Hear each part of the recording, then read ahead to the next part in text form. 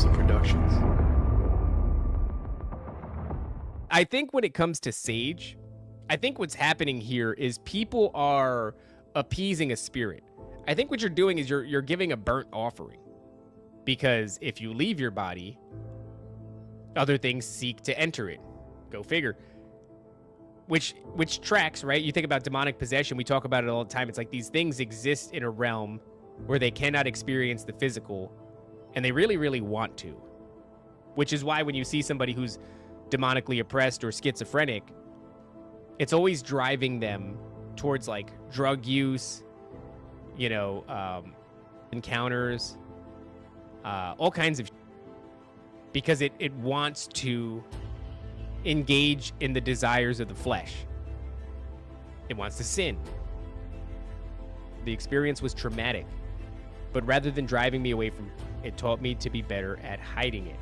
You have desires, and it is your duty to abstain from the desires of the flesh and instead look towards God and lean on God. It was ashen gray everywhere, including its eyes, which had no pupils. It was bald, with a wrinkled face, and an open mouth full of sharp teeth.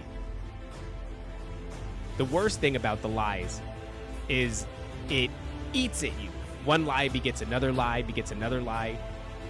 You gotta remember your lies, and it just eats at you like acid. I saw others undergo physical transformations before my eyes as demons struggled to remain attached to them. I think all these things deserve ridicule. So if and when Dangerous comes back, I would like it to be in that context. We are being hypnotized by people like this. Newsreaders, politicians, teachers, lecturers. We are in a country and in a world that is being run by unbelievably sick people. The chasm between what we're told is going on and what is really going on is absolutely enormous. Oh yeah, dude. There's some Nephilim. It's like we all know what's going down, but no one's saying shit what happened to the home of the brave. These motherfuckers, they controlling us now, and no one's talking about how they made us fight to be slaves. And everybody's just walking around, head in the clouds, and won't awaken to a dead in the grave. By then it's too late, we need to be ready to raise up. Welcome to the end of days. Everybody is slaves, only some are aware that the government releasing poison in the air. Welcome back, ladies and gentlemen, to another episode of NDS Chronicles, the show where we read your submitted paranormal testimony. I am David Lee Corbo, a.k.a. The Raven, operating alone today. I almost went into the spiel. I almost said that was Top Lopsa. He's not here today. Very busy day. Top's been at the venue trying to dial in the sound equipment, trying to figure out how to work even the TVs there, apparently. I was talking to him this morning, and I said, let me know. Number one, I would have loved if he let me know to be there. I could have helped with all of my sound, what would you call it, engineering acumen that I have. That doesn't exist at all, guys. I'm really quite useless in that department. And I just talked to him only a little while ago. He just got out of the venue. So apparently there was some technical difficulties. He was there all day, not going to be able to do the episode. I said, let me give the people something to chew on before Bro Grove kicks off. Guys, before we even get into the show, two quick announcements to make. A great way to support the show, consider going on over to patreon.com/Nephilim Death Squad and signing up for whatever tier you'd like, gaining access to ad-free viewing experiences, engaging with the live chat. I've actually put the chat on the screen for this episode. I thought that could kind of be, you guys could be my co-pilot today, which means that whoever's watching this in post is going to see the horrific things that the chat says. You can sign up for whatever tier and gain early access to the episodes too. There's a ton of backlog content there on patreon.com/Nephilim Death Squad. Great place to be. It's my understanding that people are quite happy. Oh, there we go. They're saying terrible things in the chat. It's not a reflection of my own ideas. I guess maybe it is. I don't know. Anywho, guys, really quickly, don't forget, if you want to have us read your paranormal testimony, you can submit it at chroniclesnds@gmail.com. You can see the ticker going beneath the screen here. That's chroniclesnds@gmail.com. Send your testimony, your weird experience or supernatural encounter, your unexplainable situation and we'll read it here and we'll comment on it. And it's probably of no value to you because we can't give you any answers, but we find it entertaining. So there's that.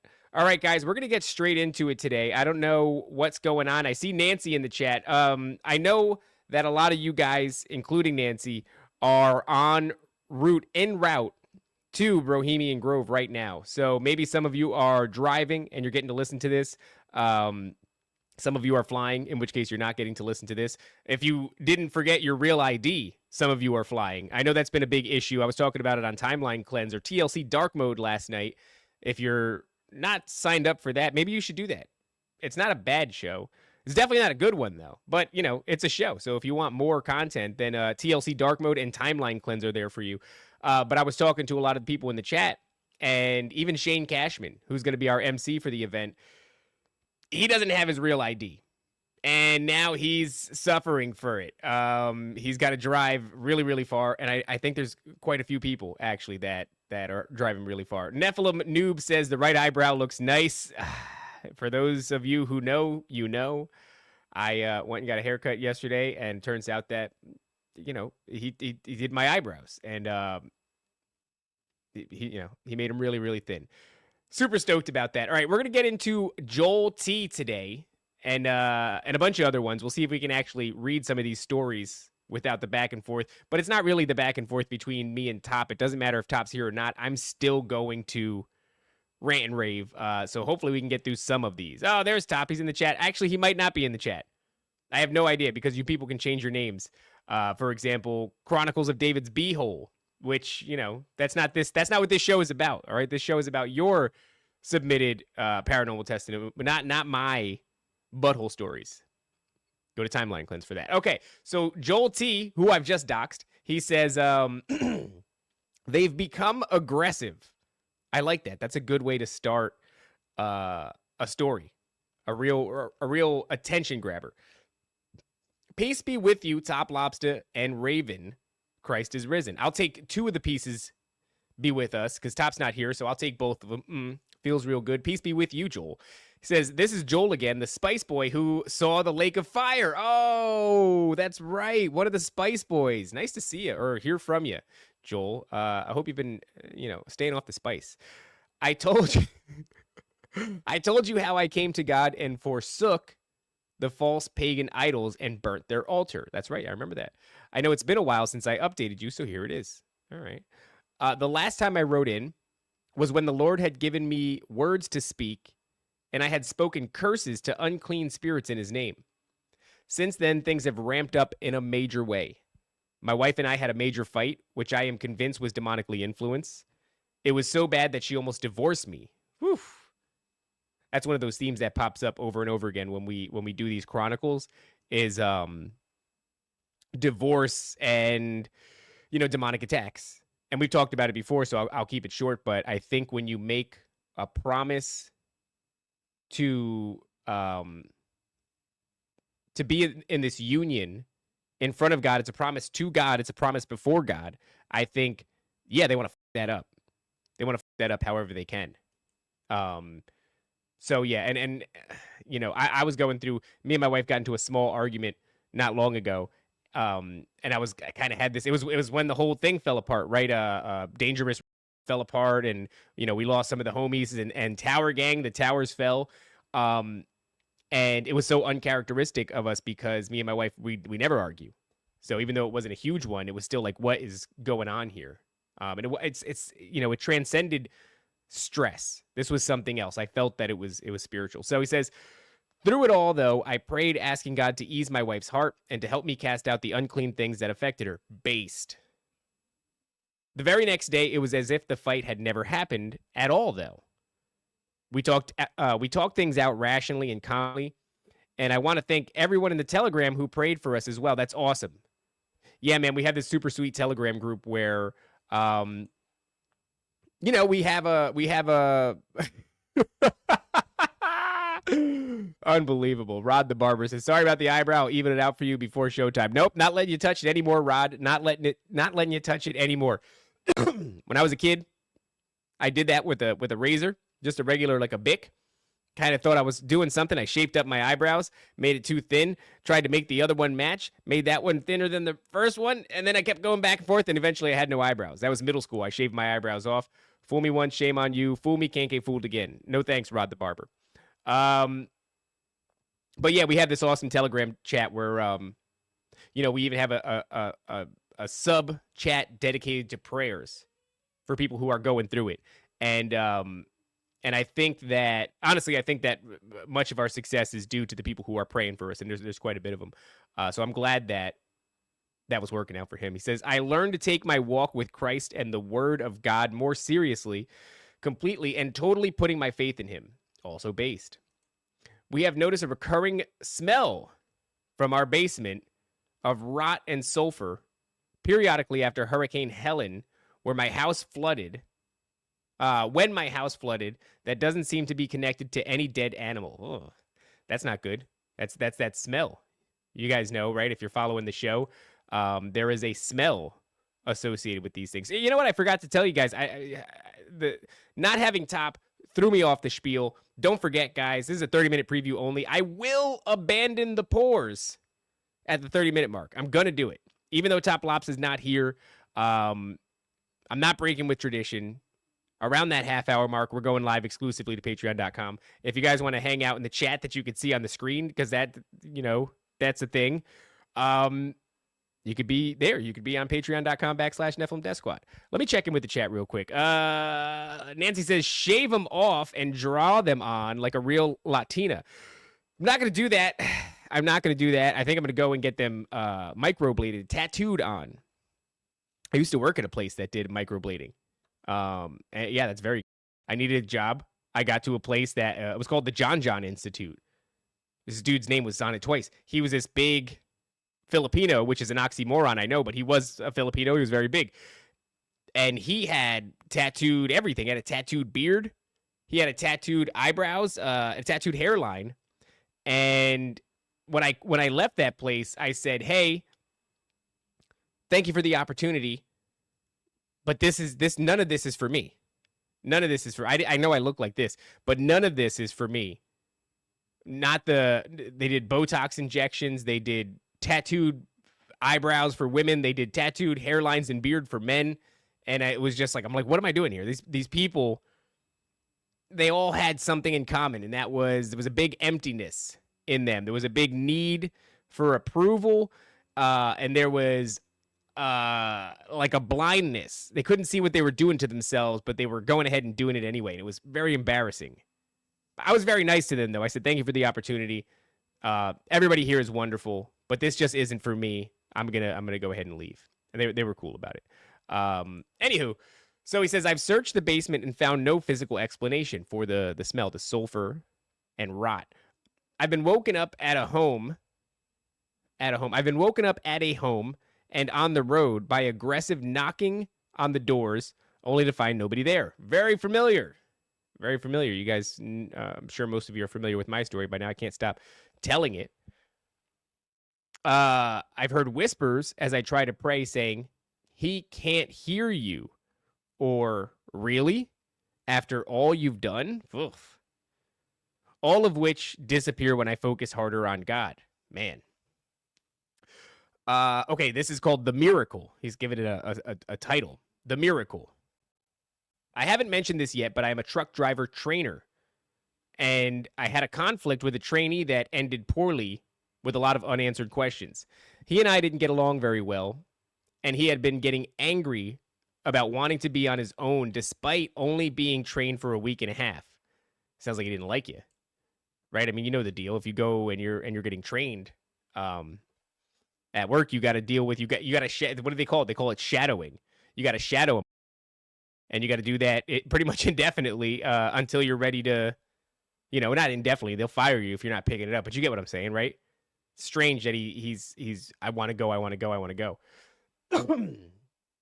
Patrick Shout says, oh my God, Raven, I need this show. Don't abandon us. Pat, you're one of the people. You already paid. You're good. Look at you. You know what you're doing.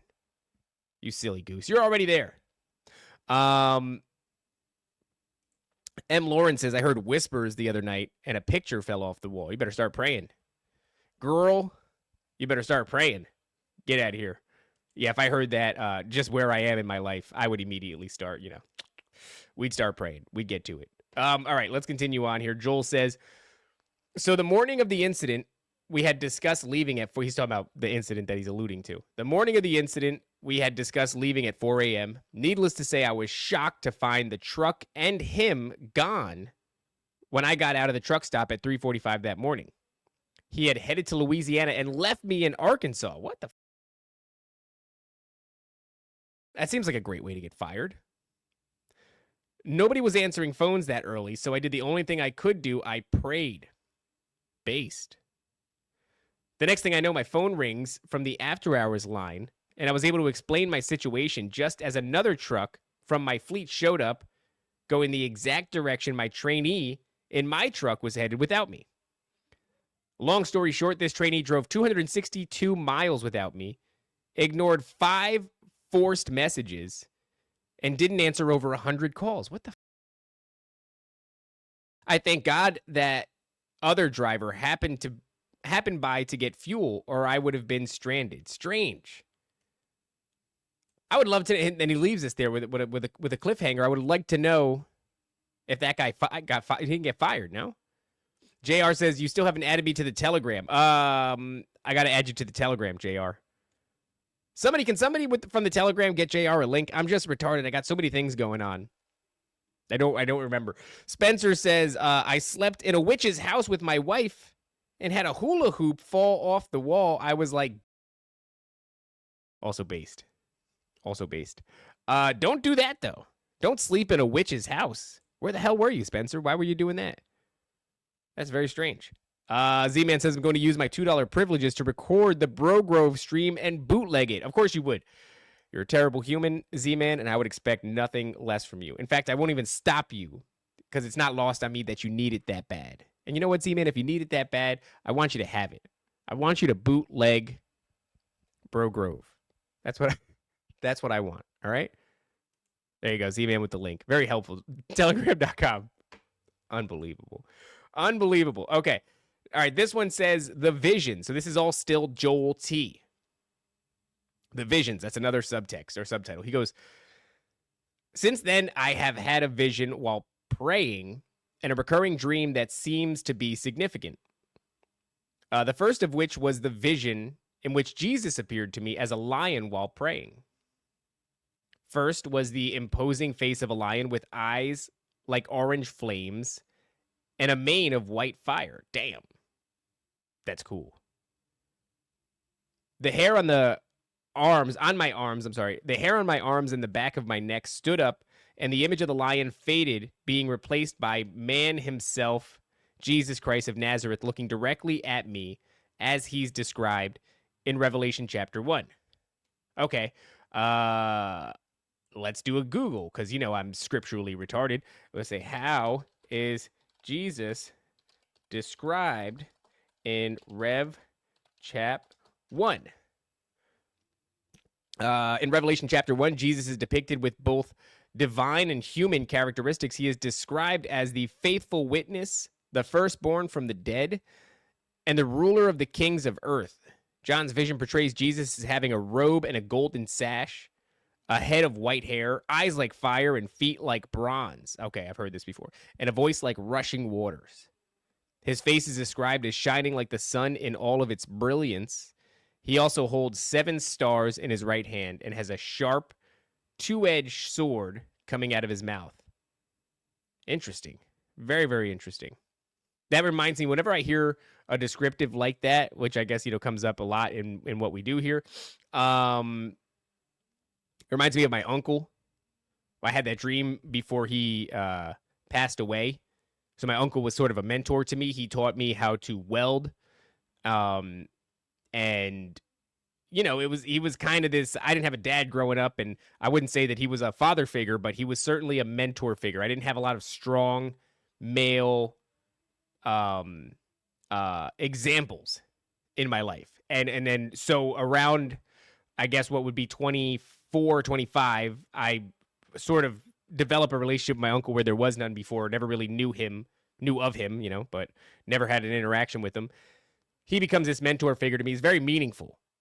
He takes a great deal of pride in my ability to weld. In fact, it really is like, in that way, there was almost a fatherly sort of pride situation. I picked up welding very fast, and he, in his mind, knew that was going to happen because my great grandfather was a welder, and then, you know, my great uncle was a welder, and then I became a welder. So he's like, welding is in, you know, our blood, effectively. So he was invested in that. When he found out that I took to it very quickly, that tickled him. You know, he really enjoyed that. So, and then I had this Jeep, this Cherokee Sport that I bought while around the time where he and I were developing this relationship, and I fixed it. So he knew like I wasn't like a car guy, and he knew I wasn't a shop guy, but he watched me become one because of his influence. So I would clean up the Jeep real nice, and I'd shine the tires, and he only lived a couple of blocks away. I'd drive it past his house. I'd say, "Hey, Uncle Mac, come outside, check out the Jeep," you know? And I would go to the scrap yard because it was a 2000 or a 2001, which is a bad year. I think it was a 2001. Bad year for Jeep Cherokee Sports. And it was missing a lot of the bells and whistles. You know what I mean? Light cover here, a center hub for the rim there, little things like that. But I would go to the junkyard and I would pull all the little knickknacks, and I would eventually end up completing my 2001 Jeep Cherokee. And every time I got a little further, I'd shine her up in the driveway, and I'd drive her past Uncle Mac's house. I even custom made my own bumper. Not like got a bumper and then welded it together, because sometimes they sell them flat and you could do that. No, I drew up the plans for how I wanted the bumper to look. I measured. I cut sheet metal by hand in a shear, and then I welded it all together. I don't know what thickness it was, like 3/16 maybe. Sheet metal, high carbon steel, and tacked it all together, welded it, right? I made sure that I welded a little bit here, and then I went to the other side and welded a little bit there. If you dump too much heat into one area, it'll start to warp. And then I got it powder coated. And it was beautiful. Anywho, I'm just trying to paint a picture. Uncle Mac meant a lot to me. And he died very suddenly. He got that's not what happened. Fibrous white clots. What ended up happening was there was a flub actually at the doctor's office with his medication, and he ended up dying in the doctor's office. They put him on something in there. But less than a week before Uncle Mac passes away, I have this strange dream where I'm in a supermarket. I'm in an aisle, and Uncle Mac's next to me. I look to him, but he's kind of turned away from me. I can't see his face. But he's different. His hair is white. He's wearing this white flowing robe. The robe is literally dragging on the floor. He looks like some sort of royalty. Honestly, he looked like Gandalf the White to me. He's like Gandalf the Grey, then Gandalf the White. He looked glorious. And I'm trying to get his attention, and he's just walking away from me. I'm going, Uncle Mac. But he's just still moving away from me. And I try to go around him, but the aisles are like narrow. Abnormally narrow. Like I can't get around one man in a supermarket aisle. And that's like pretty much the whole dream. He just walks away from me, and eventually I woke up. And then less than a week later, he dies. Very, very prematurely. I think he was like late 50s or something like that. So yeah, every time I hear this descriptive of like Jesus with the white hair and the robe, I always go back to think about Uncle Mac and what a strange kind of prophetic dream that was. Because the way I interpret his moving away from me is that he was doing that. In fact, in real life, he was moving away from me, and I would not be able to get him back. Weird time. Yeah, he just died in the doctor's office in his wife's arms. He was going for a routine checkup. They switched up his medication. They did something to him there, but it was a mistake. I don't know the details of it too much because my aunt didn't want to talk about it. They thought there might be a case there. I don't know whatever came of that. But she thought it was malpractice.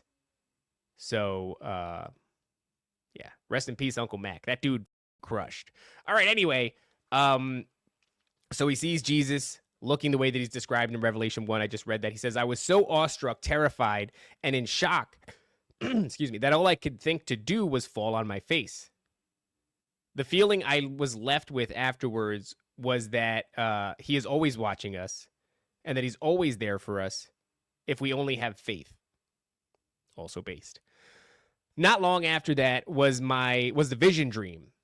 I was in a shallow, tall cavern. I was in a shallow, tall cavern carved out of a rock face with a building on my right side and a broken down building on my left with 2 pillars in the front. The pillars and floor are covered in red flowers with a red sky overhead and the moon splitting. Man, you're painting a picture, baby boy. That's kind of beautiful. Overhead was this constellation Draco. And to this day, I haven't figured out quite what it means yet. After that vision, my 2 sons started seeing things and coming to me about them. Okay, all right. So let's do that again. This one is beyond me. I don't have the chops to unpack this one. Maybe somebody in the chat does, or somebody listening out there, one of the listeners. I was in a shallow, tall cavern carved out of a rock face with a building on my right side and a broken down building on my left side with 2 pillars in front. The pillars and the floor are covered in red flowers and with a red sky overhead and the moon splitting. Overhead was the constellation Draco, and to this day, I haven't quite figured out what it means yet. Man, that's heavy. Valentine's Day prepped room while the moon splits apart and Draco constellation kind of sounds, like that. Kind of sounds like that. Whew. That's interesting. Nancy says, got to take care of a few things before her flight. See you in Florida. See you soon, Nancy. See you in 2 days. 2 days. It's going to be incredibly stressful. Marnie Mac says, anybody with Mac in their name crushes. That's where you get it from. It's the name, isn't it, Marnie? I agree. Uncle Mac is a heavy, it was Mac Nicky. But, Mac for short. Man, he should read the book of Revelations. I'm only going to tell you, Spencer, because they never let me rest. It is Revelation. And every time I say Revelations, the chat just kills me. They kill me. Constellation Draco. Let's see. Constellation Draco. Biblical meaning.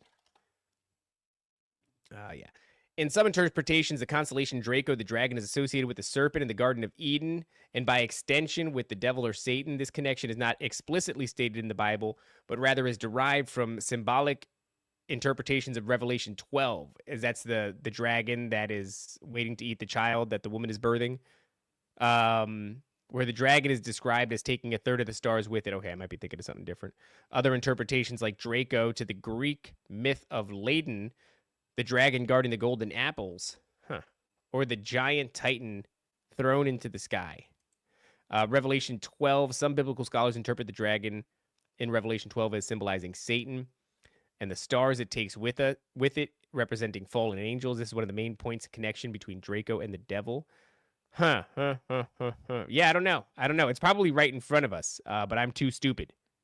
I'm too stupid to piece it together. Thank you very much, Z-Man. Rest in peace, Uncle Mac. All right, well, let's continue on here. Let's see what else we got. What time is it? How deep are we in? We got a couple more minutes. I'll let it ride for a couple more minutes, and then we're going exclusively to patreon.com/Nephilim Death Squad. All right, so he says that after this, his sons start telling him about that they're seeing things. He's got 2 sons, and they're starting to see things. The kids are seeing the dead. That's a bummer. That's not good for sleeping. That's the context I always think of these three. I try not to let my son see anything scary, because if you do, then he ends up in your room, and I don't like being woken up. I want him to be able to get sleep. I think sleep is very important, especially for children, and you can't have them paralyzed watching, the Hat Man twiddle his thumbs in the corner.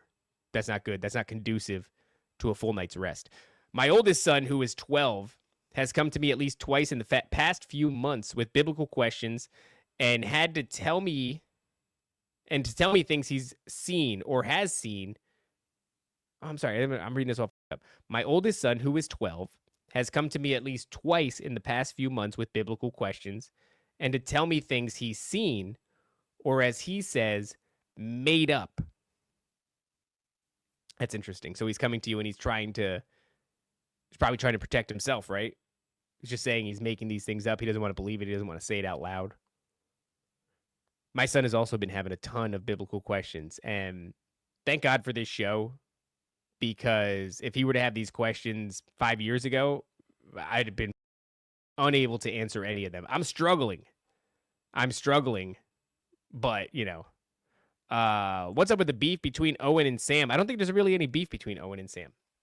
I do know that Owen keeps poking him. I think Sam just wants to be left alone. I don't know what the spirit of it is. I don't know if it's playfulness. I don't know what it is. But I know that Sam probably doesn't want it to happen anymore. Every time I see it happen, I'm like, I don't know what's going on. But I'm hoping that they're going to rekindle something at Bro Grove. Because after all, what is the Grove about if it's not about bros, right? Sounds like maybe the broken down building represents original sin and the new building, the original grace, or the new covenant, right? That's interesting. That is interesting. Huh. The earth will give birth to its dead. Dog, you can't just say some cryptic shit like that. Z-Man doesn't really like the pores. Boot the pores mid-sentence. Z-Man, the strongest advocate for abandoning the pores. Patrick shouts, on the other hand, I'm going to miss the pores so much. That's true. Every time they're gone, I do feel an emptiness. Draco the Dragon, Virgo the Virgin, Orion the Hunter, as the Conqueror Christ. You should look into how all of the constellations play into the gospel story. Kind of interesting. That's the Mazzaroth, right? The Mazzaroth. The idea that God's story was already told in the stars before the Bible, and all of its books were brought together. So when people go, the Bible wasn't written until the umpteenth century or whatever, but it's like, well, that's not really the point. It was almost like God was, after everything was said and done, and after the Nephilim did their thing, and after the Fallen did their thing, God was like, okay, we're gonna tell the story about how it actually went, because these motherfuckers are telling a half-hearted story, a half-truth. Anywho, you know what? I think it's time. I think we're gonna. You know what? No. We'll finish this story and then we'll get away from the pores. We'll get away from the pores after this. Okay, so from their nature, however, I can tell they're not from Him, meaning God. One was a dream creature with 3 separate parts that he said controlled dreams, but I instantly recognize it as the entity called Oracle. The night he and I spent 4 hours talking about the nature of the spiritual realm and reading scripture. Or that night, which is a really based response to it. Not getting any sleep, though, but some things are more important, I guess. So that night he spends 4 hours talking about the nature of the spiritual realm and reading scripture with his son. I explained the nature and history of the Nephilim to him and have started leading him down the biblical pathway to truly understanding the unseen realm. Also, very based. My middle child, 5 years old, not even a week after, came to my wife and I right before bed saying he was seeing ghosts in and around the living room. He doesn't watch scary movies or anything or media like that at all, so I was inclined to believe him. I went through his room. Got to sweep the room of ghosts, right? Got to sweep the room. One in the chamber. Clear. No ghosts under there. I went through his room, his brother's room, his sister's room, living room, every room in the house and the basement with holy incense, frankincense, and myrrh. Praying and commanding every unclean spirit be gone in the name of Christ. During this process, everyone in the house, including my wife and a friend we had over, heard several loud knocks and even a growl from the fireplace in the living room. Damn. This guy's living, he's living a movie. This is a movie. I also didn't let my family friend talk to the ghost or sage or any of that crap. We don't do that here. Yeah, you know what? I really have gotten to the point now where I think the sage, there you go, frankincense and myrrh, based. The Poors got kicked out of 109 live streams. I think we're probably beyond that point. But for somehow it's not their fault, right? I think when it comes to sage, I think what's happening here is people are appeasing a spirit. I think what you're doing is you're giving a burnt offering. And it's like, thank you. And then it goes away for a little while. So you're like temporarily alleviated, but you don't know why it keeps coming back. Right? Because historically speaking, these entities have always taken burnt offerings, tobacco and otherwise. And so I'm kind of wondering, like, why does it work temporarily? Are you just giving them, like, are you just appeasing them for a short period of time, but then, eventually they come back for more? I don't know. That's just what I've been thinking. Okay. Anywho, I watched in the picture window reflection a pair of glowing embers sank through the bottom of the fireplace and into the basement. The spiritual cleansing seems to have worked for the living room fireplace. However, the basement still gets the occasional smell of decay and death with no dead animal to be found, and even fills with flies sometimes. Needless to say, things have really ramped up, especially since Hurricane Helen. So I hope y'all keep myself and my family in your prayers. Guys, there's a prayer section in the Telegram. And if you're not even in the Telegram, in your own time, say a prayer for Joel T and his family here, because they're really going through something. I'll remember to do that. When I was in my last house, we had to jump ship out of there before I lost it. We were going to get foreclosed on. And instead, I managed to, figure out some shit and then rent the place out. So I still have it. I'm making no money off of it. And I'm just we should sell. I don't know I don't even want to look at it, honestly. It brings me so much anxiety. But that probably tells you should look at it, right? But that place was heavily spiritual. There was a lot of spiritual activity going on. My niece had her room. She would see a man. She had one wall had a nearly floor to ceiling window in it. And she would see the silhouette of a man in the night standing in her window, but impossibly tall because it's floor to ceiling, right? And he's all the way up there. The knocking, I think, was probably the most dramatic. It'd be knocking on every window, every door, garage door, front windows, bedroom windows, just knocking. And there were so many people there to verify it. One time, me and my cousin were standing having a conversation in the living room. We were practically within arm's reach of the doorknob to the front door, and somebody knocked on it. But by that time, we were so accustomed to the knocking that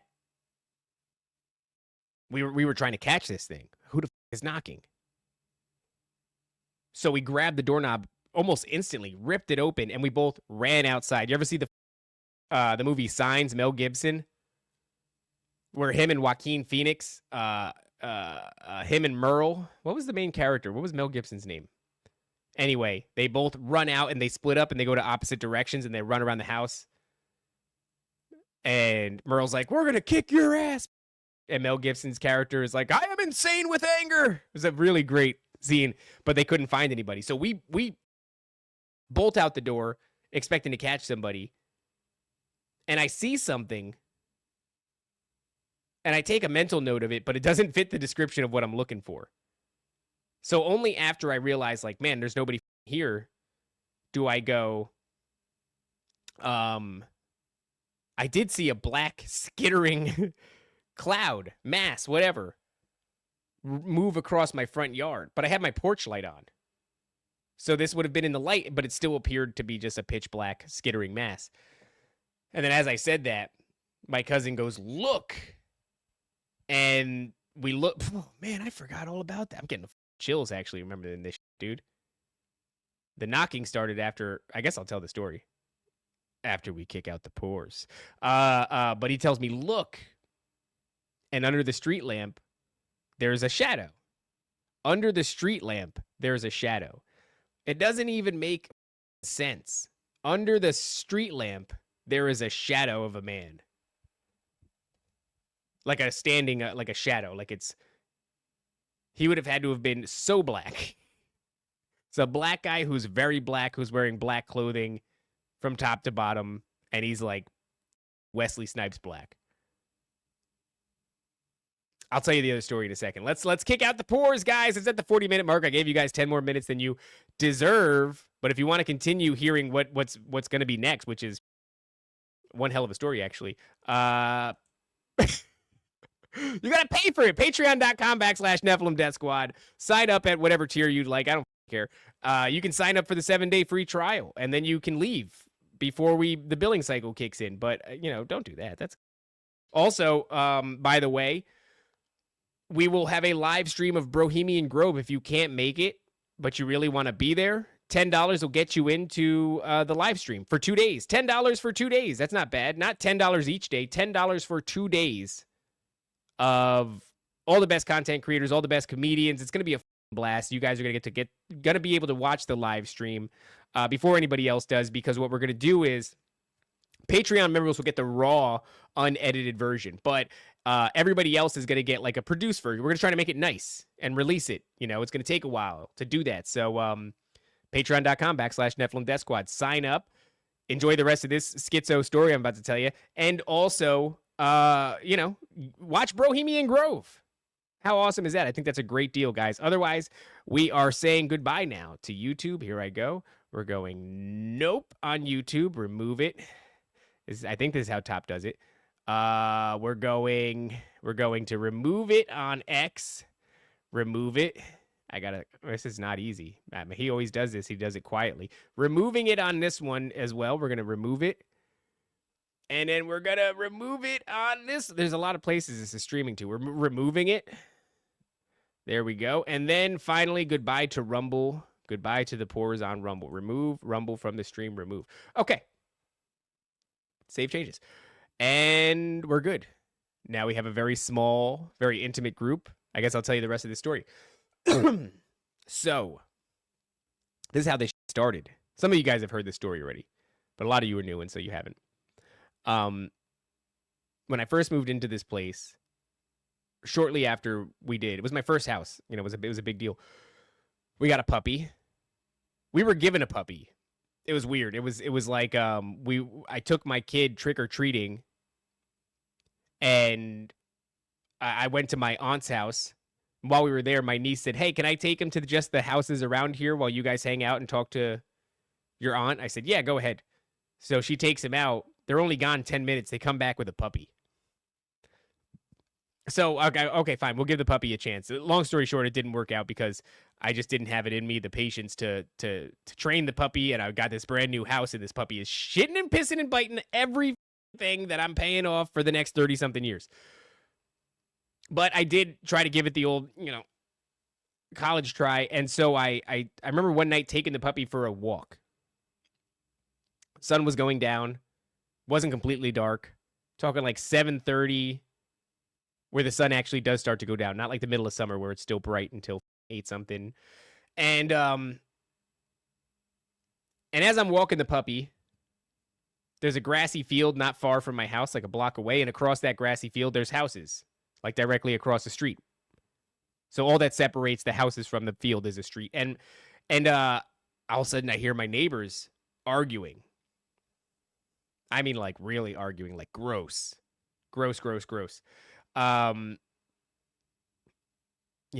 You. And it's echoing through the street, some guy and his wife, and he's calling her every name in the book, and it's so loud. I think they must be in their garage, and their garage door is wide open. And the sound is booming through the streets. It's echoing, and it causes the puppy to kind of want to freeze. And I can't tell. I'm like, is this puppy going to or is it just sitting down because it's upset about the noise?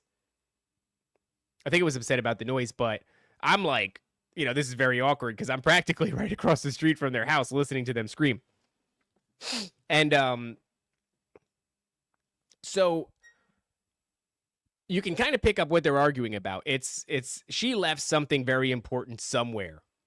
They got to get back into the car, and they got to go retrace their steps now and find this thing. So they do that. I'm sitting there with the puppy sniffing around in the grass. I really wish it would go. Honestly, I could have picked it up and moved away with it, but I don't know. I was just kind of almost like a little shell shock. Like, damn, dude. Damn. So they leave, but they leave everything open and on. All the lights are on in their house, and their curtains are all open. You could see right through it, straight through to the back door, the sliding glass back door. You could see through the house like it's a glass house, literally. And then, of course, the garage that they just came out of, all the lights are on in there. And like I said, the sun's going down. So, and as they pull away, I notice off to my right. So let's say the house is across the street from me, and I'm looking at it off to my right-hand side. I recognize that a family is coming. It's a husband, a wife, a stroller, and maybe even like 2 small kids. I think it was a girl and a boy. So it's like picturesque family. And I've got a puppy. And I'm new in town. And I'm feeling, first time homeowners, you might know what this is like. It's like I don't know. You're hoping for that like welcome to the neighborhood kind of a deal. You're excited to trim hedges, to power wash your driveway, that kind of. I was falling into like wholesome normie mode. So I saw this opportunity. This family's coming, and I'm excited now because they have kids and a stroller. I've got a puppy. We're going to have a nice howdy neighbor moment. And so here they come. Now they're passing in front of me, and they give me the old howdy neighbor, and I go, how you guys doing? And they go, how old is the puppy? And we start having this conversation. Now, it was in front of me, the house, but I'm now looking over here to my left, and I see in the peripheral vision of my right eye, somebody come out of that garage that was left open with the lights on. And they're like pitch black. But I'm not thinking about that. I'm thinking about 2 things. Number 1, ooh, what a nice moment. Stroller, puppy, family, neighbor, cool. And number 2, please, God, is this dude about to come and apologize to me for what I've seen? Or what I've heard, rather, because I overheard them fighting. And I was so mortified by that idea that I started to actually turn my entire body because I was going to get ready to go, what? No, I didn't hear anything. What are you talking about? No, people argue all the time. Don't worry about it.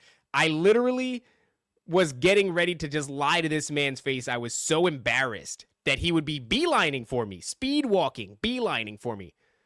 So anywho, I act like I didn't see him, and I turn my body till he's out of my peripheral vision because I'm totally prepared to be like, whoa, didn't see you there. What brings you here, neighbor? What? Arguing? No.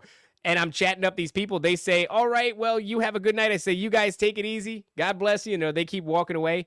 And this guy has not said to me, which is even worse because I just want you to address this so I can pretend I didn't hear it. Now I've got to like turn back and be like, oh, hey. I turn back. Nobody's there at all. I saw a man beeline for me. I had all of the emotion of anxiety, of I was mortified. I didn't want this interaction. I was so certain, and I knew exactly where he should have been standing when I turned around, and he wasn't there. Anywho, pick up the puppy. She's done with her business. I walk back to the house. I get inside. I tell them, hey, guys, I just heard. I'm talking to my wife and my niece. I go, I just heard the neighbors saying all kinds of horrifying things to each other. They go, yeah, that's crazy. And then I go, and this happened. And they go, oh, that's crazy. And I go, yeah. And then like one of them walked up to me, and I was so embarrassed. But when I turned around, he wasn't there. And they were like, that's weird. And I go, is it? And they go, yeah. What did he look like? And I was like, honestly, he was like all black. Now you got to keep in mind, I can see this family. I can see this stroller. I can see the husband, the wife, and the children. But I cannot see any discerning or discernible features of this person. They're just a black shadow. And they go, that's really actually very creepy. And I went, yeah, I guess it is, isn't it? Anyway, and then that night, all the knocking starts. I got chills just saying that. Woo-wee. So, eventually, yeah, I go around the house, I pray, I cast things out in the name of Christ. There's a lot of, now that I think about it, guys, I haven't had a night like this in so long. And I was so used to it while I was living in that house, just waking up and being like, dude, it is heavy. You know how often it was that I would wake up in the morning and my wife would be like, last night was really, the energy was wild. And I'd be like, yep. Now being out of it, I realize that's crazy. But at the time, it just is what it was. It was just the norm. And I guess I didn't want to admit it because I'm paying the bank for this nightmare box for 30 years. You know what I mean? So, but I think we eventually did get it to stop. Something else worth noting, one of the main windows that would get knocked on was my bedroom window right behind my headboard. And one day I did go out there and every time I would go out there to see if there was any fingerprints, footprints, anything, big black snakes.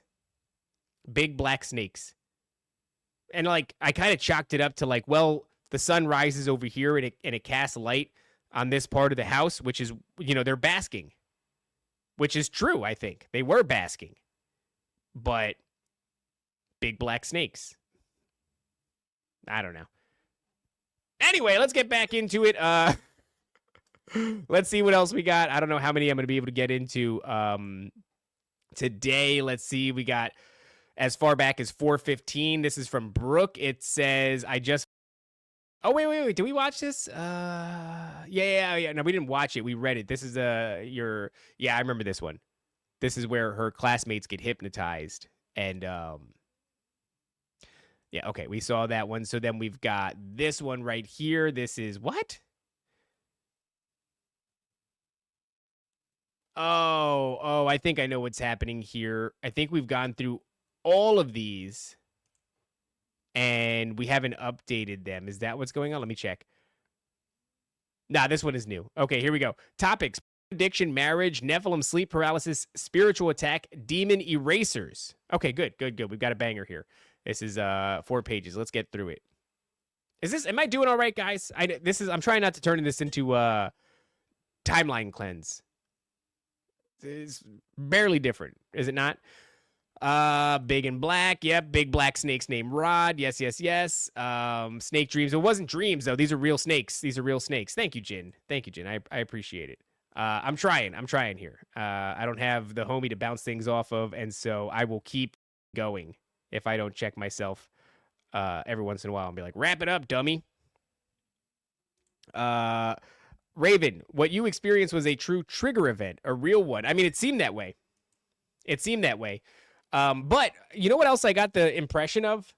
It was very weak, which all of it is. None of it stands a chance. The prophecy's been fulfilled. The way has already been made. We already have authority over these things. So all of it is weak, but there's still a hierarchy within there. This thing was very weak. Very weak.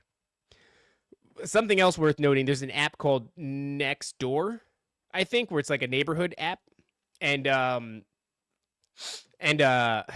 so I found, I typed in window knocking and it was like so many people in my town. So many people were experiencing this and they were all saying like it's teenagers doing it, but nobody had any proof.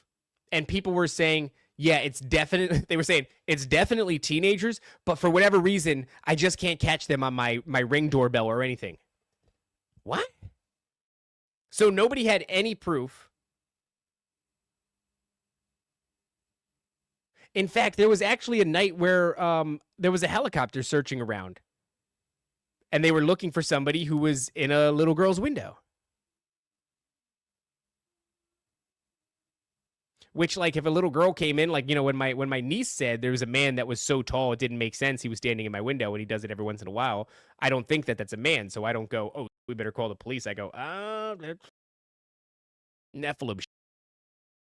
But if you don't know that and your daughter comes crying and she says there's a man in my window, you're gonna call the police, and they in Port Richey they would bring out the helicopters for everything because probably it was fun, and so yeah, they were circling the neighborhood all night one night.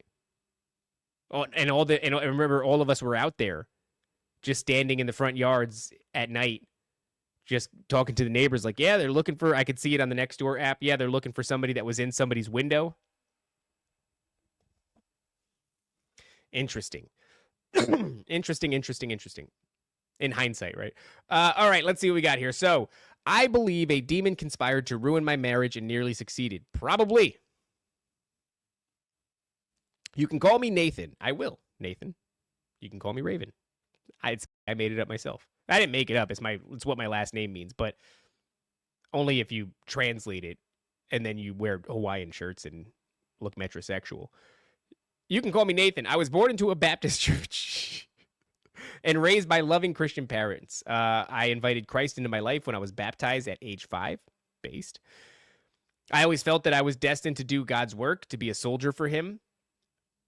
Same. But as my life unfolded and I endured a series of seemingly minor but damaging events beyond my control, a darkness took hold of me and steered me down a path of lust, shame, and deceit, and pride.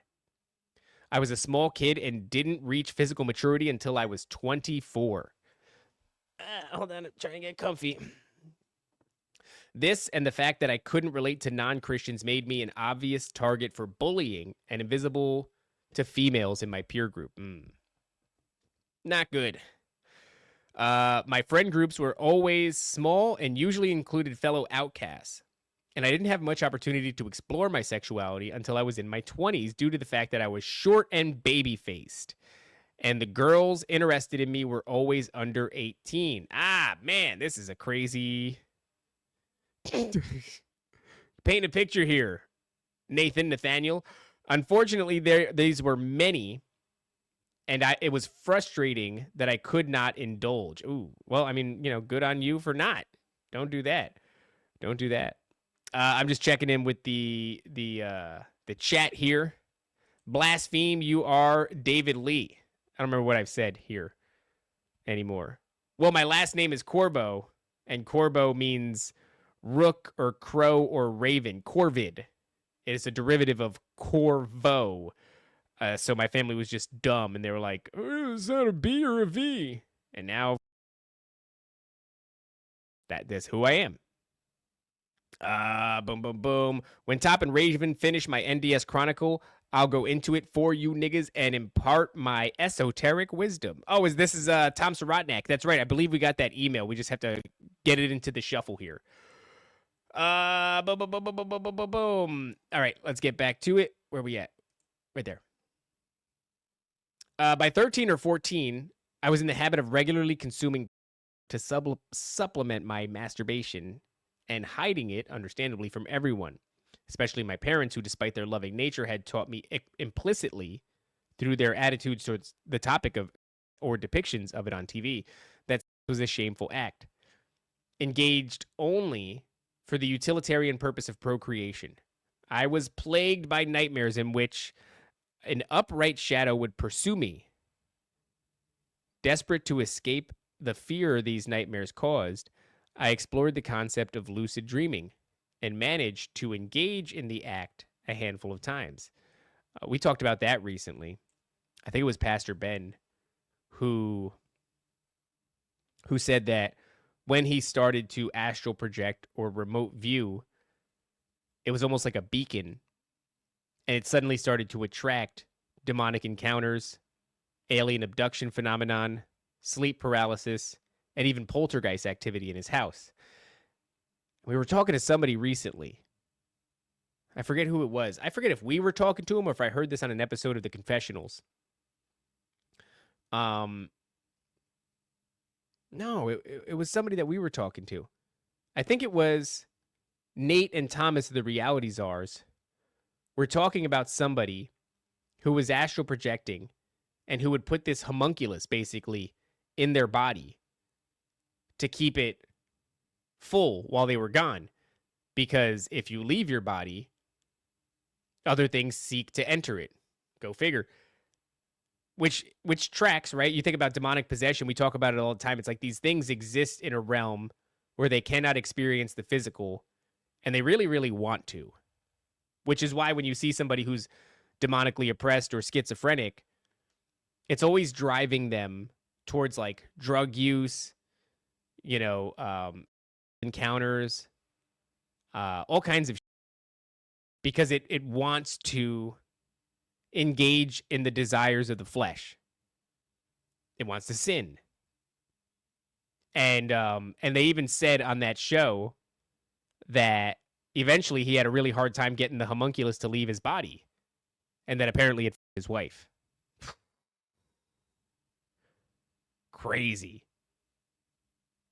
There's a really consistent through line in all of these stories. So when he's saying that being pursued by an upright shadow and having these nightmares caused him to explore the concept of lucid dreaming, seems like the exact opposite of what you'd actually want to do. I hate says, oh man, I got to send you the craziest astral projecting story ever from an ex-Wiccan who became Christian. Craziest shit I ever heard, dude. Talked about seeing sleeping spirits in graveyards, later verified with Tesla car camera picking up the haptic movements. I've seen that kind of shit. I've seen that, yeah, where the sensors around the Tesla will pick up bodies that aren't there. How do you put a homunculus in your body? Anally? I think it's the only way. I think a homunculi are birthed through butt, and back to butt they go. Back to butt they go. My fiance astral projected accidentally and seen me in the living room from the ceiling POV. That's crazy. I've heard a lot of those stories too. People falling through the soles of their feet. I think we talked about this on that. I think they were smoking spice. But this is what's given me the idea that like astral projection is a function that everybody has access to. But because we know nothing about it, we don't do it. But because it's a real function, I suppose you could accidentally do it, right? Excuse me. All right. Being lucid allowed me to become whatever I wanted in the dream. As soon as I had assumed the role of shape-shifting shadow entity. Oh, I'm sorry. And soon I had assumed the role of shape-shifting shadow entity that had previously haunted my nightmares. Whoa. So around 13 or 14, this kid is plagued by this shadow entity, starts doing lucid dreaming, and eventually assumes the shape or form of the very entity that he was haunted by that pushed him in this direction. That's crazy. I always think, we talk about that a lot too, if they can convince you that they are you, they got you. Around this time, I started having dreams about another world linked to and accessible from our real world via the act of dreaming. This world is inhabited by the Nephilim, offspring of Cain, and a Lilith-like demon. A sort of inversion of the whole fallen angels mating with human women scenario. These dreams inspired me to begin writing a series of novels, as yet unfinished, in which these Nephilim offspring had divided into warring factions, as they do. Once beholden to the dark power from which they originated, the other repentant and championing the cause of God. Oh, that's interesting. So is a division there. Half of them are championing the cause of God. Half of them are beholden to the dark power from which they originated. Much more recently, as a regular NDS listener, I've started to wonder if the inspiration of this story is from my own mind or something outside of it, especially given that some of the Nephilim are cast in the role of good guys. Anon,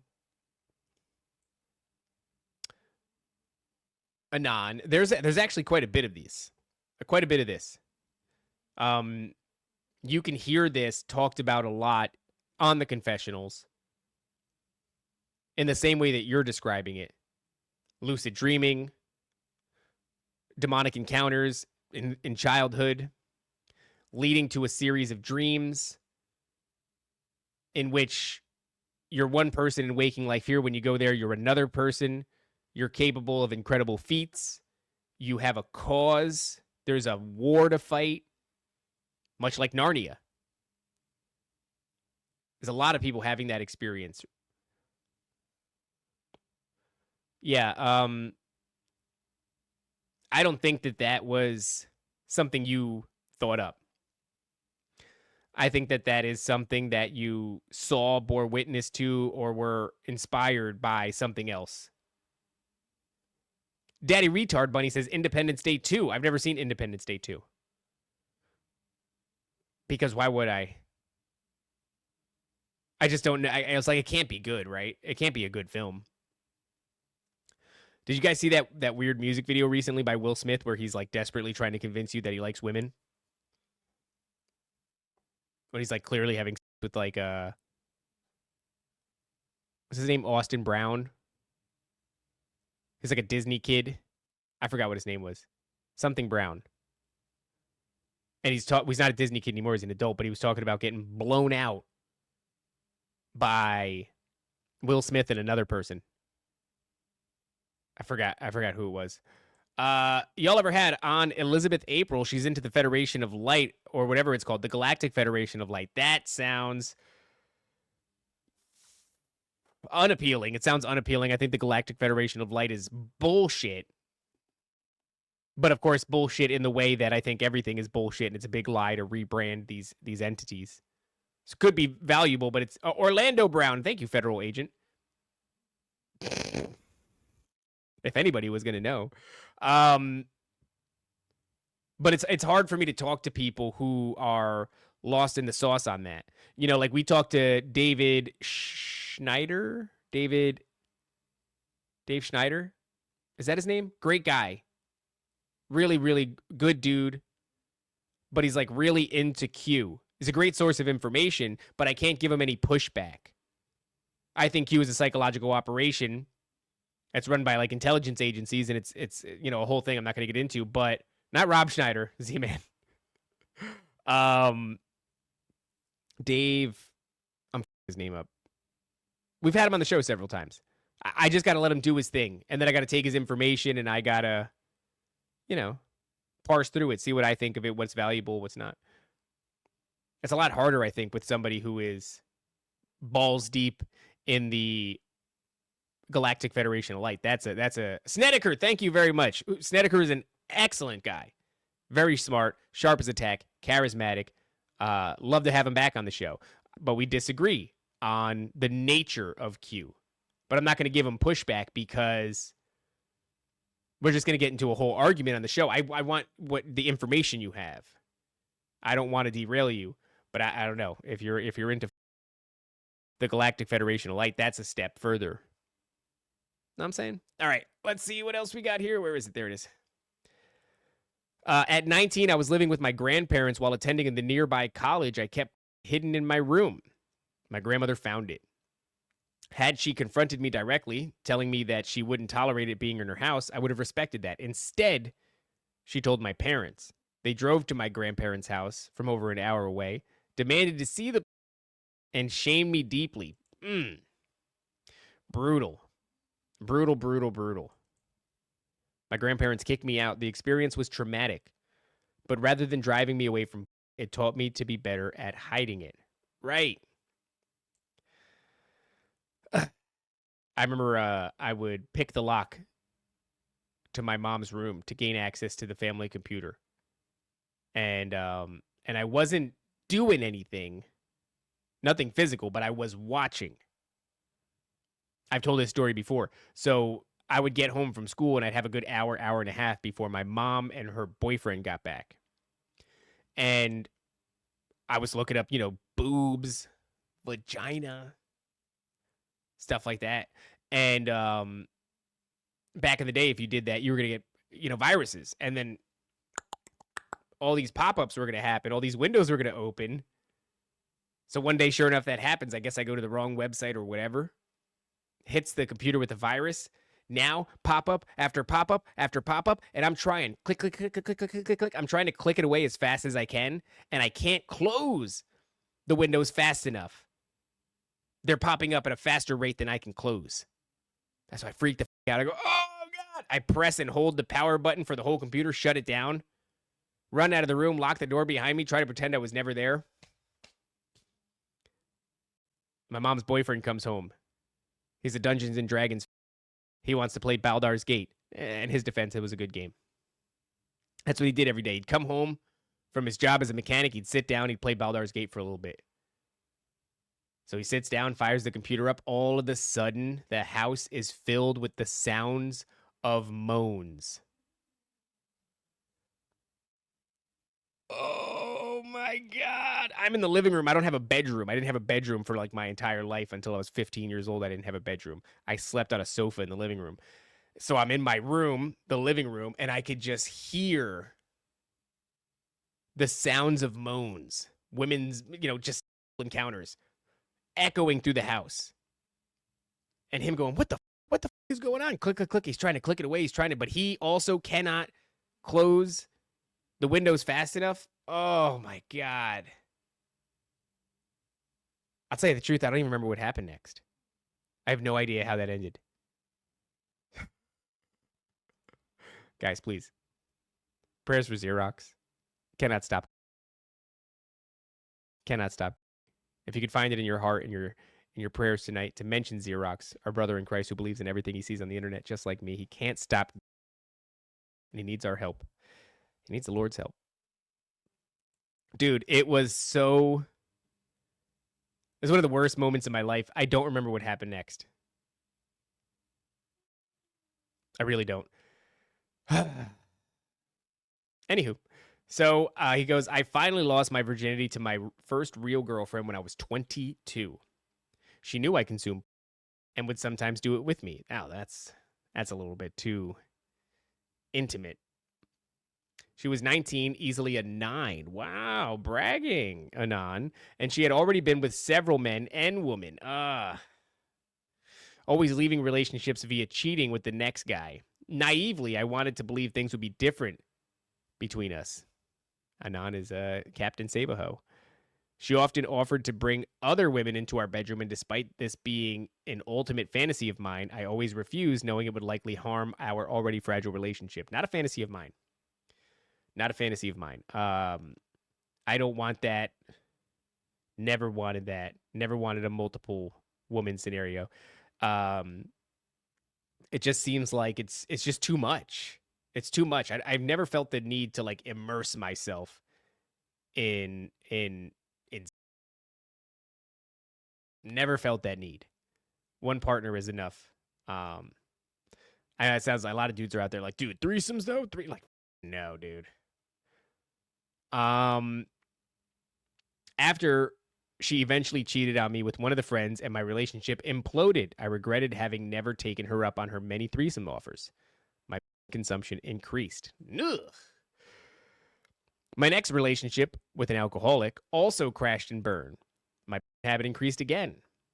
I realized I was most attracted to spinners, short women with petite figures and smaller breasts. At a point that will come into play later. All right, I hope so. I hope you're just not making me read some crazy. God, I don't know about that. Oh, God, damn. Jesus Christ. Tom, the conspiracy racist, says, women will anything, women, horses, dogs, dolphins, disgusting. Jeez. Yeah, I mean, there is that funny meme where it's like men when they drink whiskey, and then it's like, I would like some more whiskey. And the other guy's like, me too. And then it's like women when they drink whiskey and then they're just making out. I don't think that's true with adult women, but certainly the teenage girls who I would hang out with when I was younger, it was like they were always looking for an excuse to make out. You know what I mean? Not good. Let me see. Just checking in with the chat, checking in. You guys are my co-hosts for today. David got molested. What the Xerox? I didn't get molested. When did I say that? I didn't say that. I didn't get molested.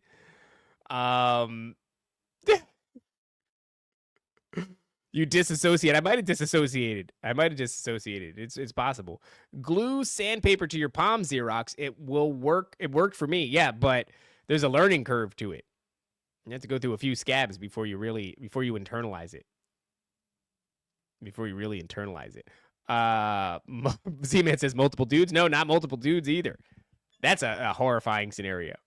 Didn't Milo just himself with hot oil? I don't know. Did he? Did that just happen now? Chronicles of David's Beehole says if I'm watching with I've never done that. Never watched with a chick. That's I don't know, man. It just seems like I think I always inherently knew it was something to be ashamed of, and I'm not going to share my shame with somebody, you know? Jin running defense for Xerox says that's not actually Xerox, it's somebody else. I don't know. I mean, that's exactly what somebody who's trying to help Xerox would say. Yeah, there you go. Season of the Rat says, you think sandpaper will stop him? Here we go, Xerox. I tried sandpaper. I my own... Xerox. Going too far. Going too far. Is that true? Milo burned himself with hot oil to stop himself from... Oh, to stop banging dudes. He burned himself with hot oil. Is that true? He burned the away. Wow. Based Milo. I'll take it. Whatever you got to do. Whatever you got to do. Let's see. Threesomes are always... Yeah, I mean, especially when they include multiple men. I hate says, in my experience, it is true for women at least up to age 36. I would say you give them this is a better period than that.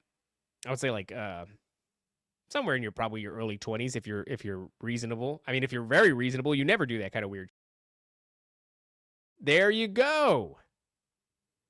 Pluck out your eye if it causes you to sin. Right. Right. Oh, that's not nice. Z-Man says he got immune to candle wax, so he had to step it up to boiling oil. All right, let's get back into the stories here. I was so depressed, this is after he talked about petite women with smaller breasts. I was so depressed by that failure that I finally surrendered to God, begging him to choose my next partner. Little did I know, a couple of 100 miles away, the woman who would become my wife was saying the same prayer. A few months later, my wife and I had met and instantly fell in love after one date. She is not petite and has larger breasts. All right. And while I am still attracted to her, I have never lusted after her, if that makes any sense. Interesting. Fast forward a couple of years, my wife and I were married, and she was pregnant with our daughter. Awesome. Based. She had put on a lot of weight during the pregnancy, and the idea of aroused neither of us. Yeah, I wasn't really trying to be intimate with my wife when she was pregnant, mostly because it seemed wrong. Because I was like, my son's in there. Ugh. It was then that I indulged in with a renewed vigor, with a hard R, and had soon replaced desire for my own wife with the habit. Not good, not good, not good. Very common, though. The frequency of our intimacy slowed to such a degree that we would often go months without. These dry spells inevitably led to long, uncomfortable conversations about the underlying cause. In my shame, I lied to my wife, offering every excuse except the real one. I told her I had been indoctrinated to associate with shame and sin, and that even though I knew with her wasn't shameful or sinful, the old programming still lingered. This was certainly true, but it wasn't the primary reason for our dysfunction. The truth was, I was so much that I had nothing left to give my wife. I had lost sensitivity. My libido could not be awakened by anything less than explicit lesbian or threesome. This dysfunction aside, our life together has been full of love, happiness, and blessing.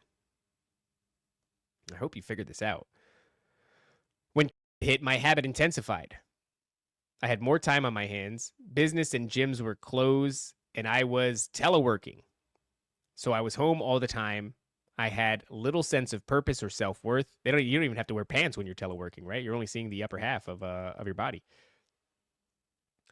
Oh no, Marty, I'm not reading that. Oh my God. Oh my god, that's horrifying, Marnie. With your wife is literally the only non-sin way to. Yes, I'm gonna give you a little. We're gonna give you heart eyes for that. I don't know if that's applicable, but I did that just now for you. Federal agent says my wife is almost 40 weeks pregnant, and we trying to get that baby out of there. I do hear that like speeds delivery. Who knows? I don't know. I just you know what it was too is like I like when everybody feels good about what's happening, and she doesn't feel good about herself because she thinks her feet look like hams. And so I don't want to do anything if you don't feel super cool about it. You know what I mean? Does that make sense? Poking baby's head. Right. I'm so depressed. Prayers for Xerox. Please stop. If you stop, you'll probably feel better. Boof Wax is my band's name. What the dude? All right. Get her pregnant again. I don't know if that's how it works. Did Raven just tell? No, I am wearing pants in my own home. I'm not wearing shoes, but I am wearing pants. I'm wearing full-length pants, actually. Full-length pants at the moment. Okay. Yeah, cankles. My wife's feet, they got big like hams, like canned hams. My poor sweet wife. I know her feet were killing her. Yeah, wasn't good. All right, let's continue on here. Let's drop that down. Just have cankles hanging out there. All right. It seemed like every spare moment I was. Is this Xerox or? Geez, man, you got into that realm of things. You know what's crazy? My mother-in-law is like right in the other room. She's gonna be here for a week. And I'm realizing like, oh my god, she probably hears all this. It seemed like every spare moment I was often for hours on end. What? I consumed content from almost every source I could think of, standard sites and Twitter, TikTok, and Instagram for pictures and videos of sexy young women and anime. Some sites. Like a past NDS Chronicles contributor, I even dabbled with chatbots. However, never asked the AI to inhabit me. Oh, that's right, the Futanari Succubi dude. Harrowing story. Whether because mainstream flirts with this taboo constantly or because of my own unique life experiences or some combination of both, my preference for petite younger women became the focus of my consumption. This sounds like a very slippery place. Then, about 2 years ago, I stumbled across a website that hosts video game mods that sexualize any of your favorite games by making NPCs nude, changing dialogue and available interactions. Damn, dude. Upon further exploration of the site, I discovered that it hosted an untold number of animated images catering to my preference for petite females. But here's where it gets dark. See, this is it, man. This is it. What did I say? Dude. Yeah.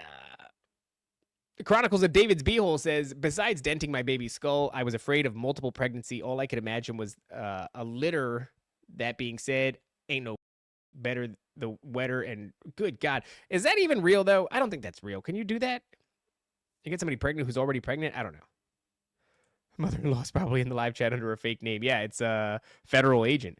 Anime is basically porn by itself. Yeah.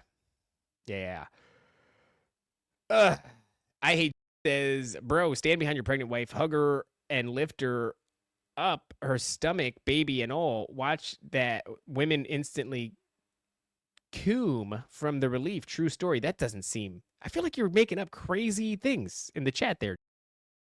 She going to Bro Grove? No. She's a Jehovah's Witness. Did you guys hear that? I don't know if that worked. Good God, Z man. All right. That's not how a vagina works, right? I don't know much about those things, but come on. Nope, not saying it again. Cats can have multiple fathers in one litter. I don't know if that's how people work, though. Yeah, I don't know. Cats also have like a spurred, right? Okay. Let's see what else we got. But this is where it gets dark. And it's like I said before, this sounds like a slippery slope. While many of the images are no different than one might find on other hentai sites, most of them are downright in context. And the majority of the site's members were self-proclaimed. And then we got here in big, bold text, it says, please do not share the name of the site with your listeners. I will not, as I wouldn't want them to be tempted to view it. Okay. I am sharing it with you only because the name has obvious relative connotations. I can see, yeah, I'm not gonna tell you guys what the name is, but it has like very obvious like fallen angel connotations. Very obvious. He goes on to say, I am not a aside from when I was myself a teenager, I have never had desires for underage females, but given my aesthetic preferences for women, this site had a lot of content that appealed to me. I'm realizing that in some way, shape, or form, this Chronicles serves for some people as a confessionals of sorts, and I'm fine with that, and I am happy in some way that this offers that service, because I imagine you walk around and you can't share this with anybody, right? But you have an opportunity here on a show that's foundation is Christ to get this off your chest. I'm not saying that we are for that. In other words, like, I don't think that's the purpose of the show. I'm not saying that's the purpose of the show. I don't know what the purpose of the show is. Everybody gets something different from it. So I want to say, I know even myself, I find myself recoiling a bit, and I'm sure the audience does, but it's like, this could be good. This could be good. This person obviously knows that Jesus Christ is the way, the truth, and the life, and they're here talking about a thing that I think brings them a great deal of pain and shame. So this is good. I'm happy that this show serves that function for what seems to be a small group of individuals, but, you know, individuals nonetheless. All right, let's get back to it.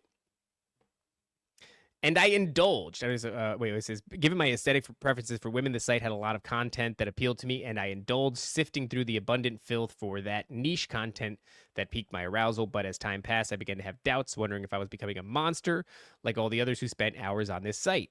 Well, it's you know, no one is beyond redemption. Full stop.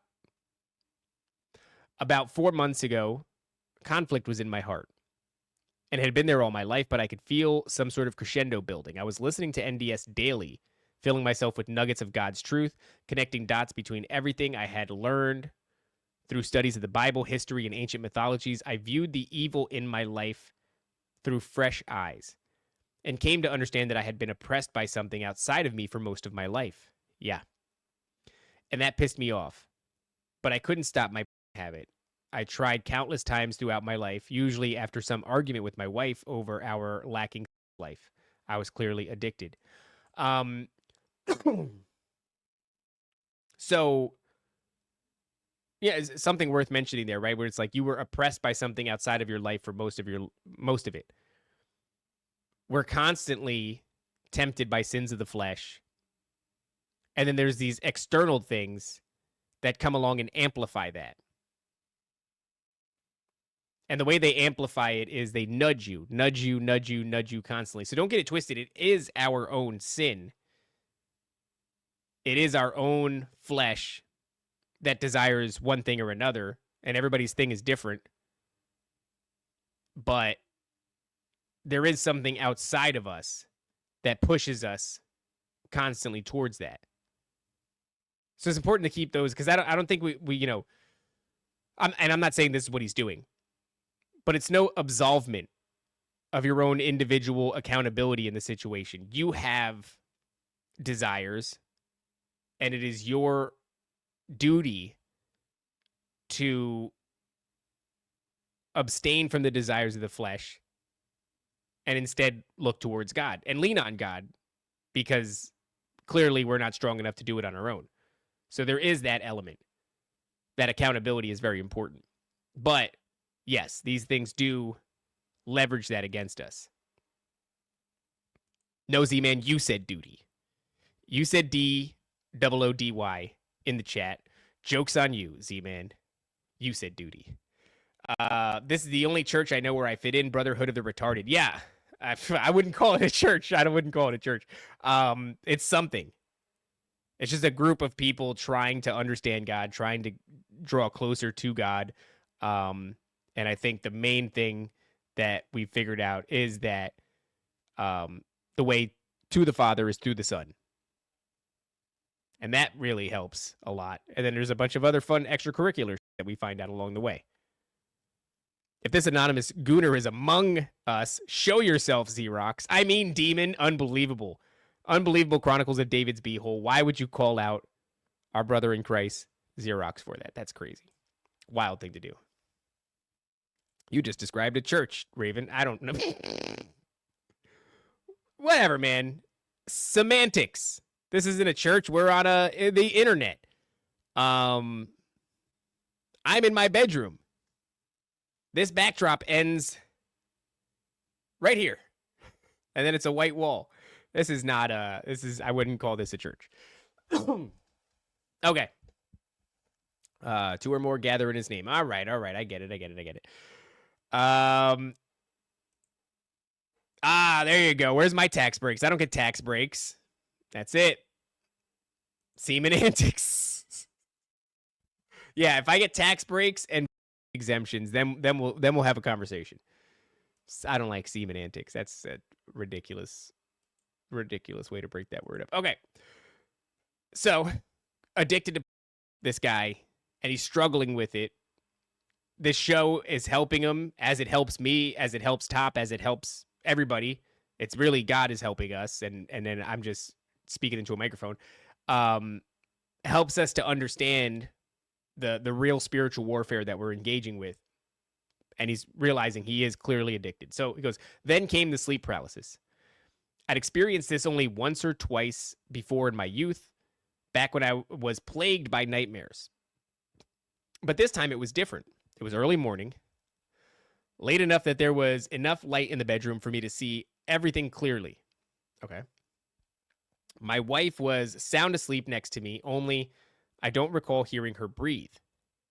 I was laying on my right side, facing the edge of the bed, when I felt my body tense up and freeze. I just remembered I had sleep paralysis like the other night. And I think my wife helped me out of it. It's very confusing and fleeting.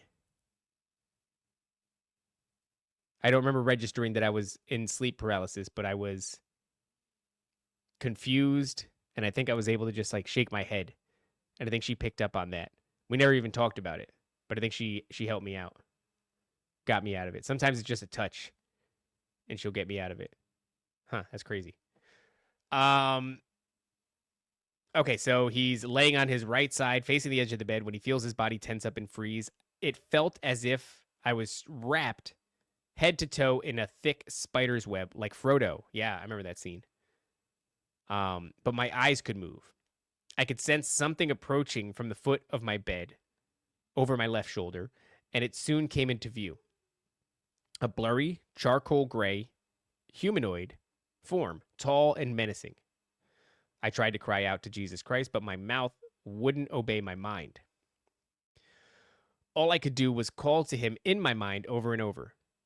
In a flash, the blurry form rushed forward, leaning over my right shoulder, its details revealed. It was ashen gray everywhere, including its eyes, which had no pupils. It was bald, with a wrinkled face, and an open mouth full of sharp teeth. It latched onto my shoulder, biting, and I snapped out of the paralysis. I was afraid that it had entered me, or at least attached itself somehow. I spent the next 3 days in constant prayer and agony, begging God to cast the thing out, to release me, reform me, and guide me toward the path for which I'd always felt I was intended. At one point, I told God I would do whatever he asked of me, short of confessing to my wife. His answer was immediate. If there was any hope for your marriage, you must be honest with her. Instead, I succumbed once more to my addiction, and with terrible enthusiasm, binging hard for the next 2 months rather than confess to my wife that she'd always intuitively known. There was something dark attached to me, and it manifested like a third person whose sole purpose was to interfere with and erode our marriage. Huh, man.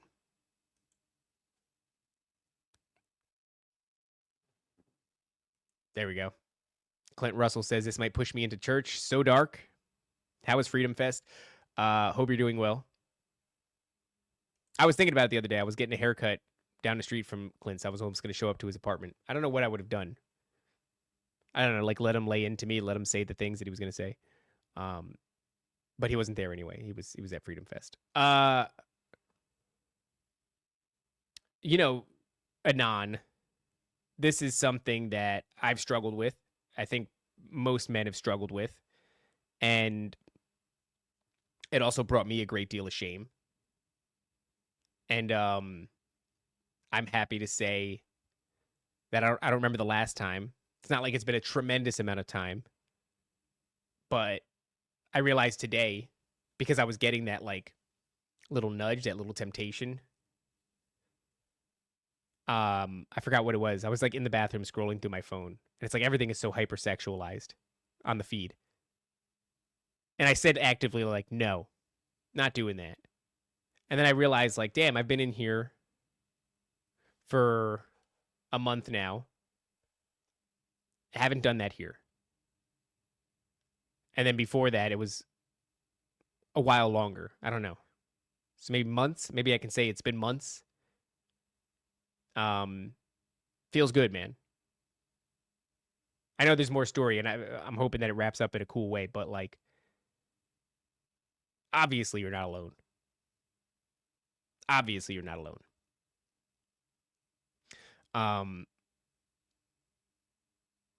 That's like the number one thing for guys. Man, it's just brutal. It's everywhere. You don't get to watch anything, enjoy anything. Every movie you try to watch has a scene shoehorned into it for seemingly no purpose whatsoever, doesn't further the plot, doesn't enrich the story. And it's always like painfully long and what the man? The algorithm is constantly just showing you bimbos constantly. It's an uphill battle. I find these days that I don't watch much. On Prime, I've been watching The Chosen. I got through the Bible series on Prime. That was really good. Now I'm watching The Chosen. Like an idiot, I started from season 4, and I watched like 3 episodes, and then I didn't realize that I was watching season 4, so I have to start all the way over. But even in the car, I've gotten to the age now where I listen to worship music. Like it turns out there's not a whole lot of worship songs, at least not on this station. There's like 10. It's the same songs over and over again. But I guess that's how it is on any kind of like, if you go to a pop station, it's the same 10 songs over and over again as well, I'm sure. But I'm just tired of it all. I'm tired of like everything is poisonous. All the music and all the entertainment, all the movies, all the shows, like, man. But yeah, man, I've always felt like maybe that was my real big, if I had a primary sin. So I like lust and gluttony. And what's the one for anger? Got a lot of that too. And I don't know. Feels good. I'm like conquering those things a lot lately. It helps to do this show because Wrath, thank you, JR. It helps doing this show because it holds me accountable I don't want to be the type of guy ever. I hate being hypocritical. I'm the type of person that if I speak it out loud, I'll hold myself accountable because I don't want to be the guy who talks a lot of shit and then doesn't do a thing. So if I'm going to come on this show and I'm going to talk about pursuing a relationship with the Father through the Son, and I'm going to talk about all of these, I don't know, things about faith versus fear, and you guys know where I've been lately in regards to that. I hate it. I hate being a hypocrite. So it helps. Maybe this helps anon, right? You say it to somebody. And then that leads to you holding yourself accountable. But you're not alone in this, and I don't know. You're definitely not irredeemable. That's silly. That's silly. All right, let's finish this up. It goes on to say, on Easter Sunday, yes, I'm aware of all the pagan connections on that day. Yeah, I don't know. I think the intention is really what matters. Are you glorifying Christ? And do you mean it? While I was out of the room, my wife opened my phone. I'd given her my password following our last depressing talk about our virtually sexless marriage so that she could satisfy herself that I wasn't cheating. I had been, in a sense, just not with a flesh and blood person. Oh, he was cheating. That's funny. You know what's funny? I have like old factory settings where like my wife will go to like grab my, like she has all my passwords and everything, and she doesn't have Facebook Market. Oh my God, this is so annoying. She doesn't have Facebook Market because Meta is the worst app in the world. And she got her Facebook hacked and taken over. No matter how many times you report it, they'll do nothing. Absolutely nothing. Absolutely nothing. No matter how many of my relatives get scammed into sending her money, this person who's taken her profile over, no matter how many people report it, absolutely nothing. And then she goes to try to remake her own account, and it's like, actually, this account is associated with this account that's got some strange behavior associated with it. So no, we won't even let you make an account. So the fake, my wife, the fake Mrs. Corbo, goes on and scams endlessly, and the real Mrs. Corbo tries to make an account, and they won't. Meta is the worst app on earth. But because she doesn't have it, she doesn't have Facebook Market. She's looking for a dinette. I'm to this point, I don't want to thrift shop anything anymore. I don't want to take anybody's old stuff. I just think things have a spiritual, an energetic attachment. I don't want it in the house anymore. That's just how I feel. I think buy it new, just be done with it. And what she's done though is she'll take my phone and she'll go on my Facebook Market, which has old cars, because I want a convertible. I want something old that me and my son can work on, and Pokemon cards. Hey, sweetheart. I was just talking about you. And Pokemon cards and old cars. That's exactly what my thing is. Now it's dinettes. But like I have that old factory setting, right? Where it's like I have nothing to hide. But like there's still like I can almost feel this little like voice in the back of my head. It's like, don't let her have your phone. Like, why? Why not? It's like this thing. There's like a thing that wants you to have stuff to hide. You know what I mean? It wants you to, and I guess I engaged in that sort of thing in previous relationships, and maybe it's a leftover from that. But it is also really relieving to know that she could just take my phone, up my algorithm, and I don't have to feel bad about anything. That's a huge thing. The worst thing about the lies is it eats at you. One lie begets another lie, begets another lie. You got to remember your lies, and it just eats at you like acid. And then what happens is you've got all this anxiety every time Arcane Arsenal says, wait, are we the father that Raven never had? I guess you're the psychiatrist that Raven never had. Although I've gotten to this place where I think a therapist and psychiatrist are, I don't think it's a good idea. Remember the chronicles about the woman with the Masonic husband? No, I don't. I don't remember that. Go through a lot of stories. Chronicles of David's Beehole says, same thing happened with my ex's account, or my wife's account, soon to be ex-wife. Sorry to hear that, dude. I hope that's not the case. I hope you guys figured that out. It's just, Meta is the worst app on Earth. It really is. Therapists are. I might have to go now. No, it's the words the rapists just jammed together. Do with that what you will. Oh, there we go. Therapists are in the chat as my therapist.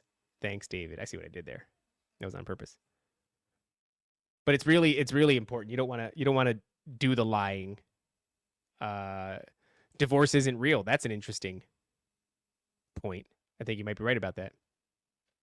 I mean, to the government maybe, but to God, I don't know. Yeah, dude, that's great. Trying to keep your lies straight leads to insanity, I'm convinced, or Alzheimer's maybe. Yeah, Alzheimer's. It's not good. You have to constantly keep up with your fiction. Buy it new while it's got fresh blood from the hands of little Asian children. That's how I want my stuff from now on, David. Yeah, I just think that if you're getting stuff, you don't know what happened around that stuff. I never really thought about that before, and then doing this show, it kind of seems obvious in hindsight. Like, you don't know what the hell is attached to that stuff. I think physical objects can hold energy. You don't want that stuff in your house. I want new stuff. You hear that? I don't want somebody's murder dinette. What if somebody cheated with their wife on that dinette? On it. And then it's in our living room or dining area? Filthy animals. I don't want anything to do with that. It's no amount of bleach. No amount of bleach and vinegar. Or no, ammonia and vinegar. No, I'm sorry, not, yeah, ammonia. There's no amount of ammonia and vinegar that can fix that. Where are you going? You're going to Lake Sumter? Oh. All right. Enjoy. Love you. Feel cute. Bye. Anywho. You're eating on that dinette. Exactly. The incognito eyebrows are great. Dude, the eyebrow, he really the eyebrows up. All right, let's finish this story. I think I make it longer when Top's not here. All right. In my idiocy and in God's divine providence, I had left a browser window open on the very website I mentioned earlier. What she found there rocked her to her core. The implications were vast, and her mind went wild with speculation and assumption, some of it accurate.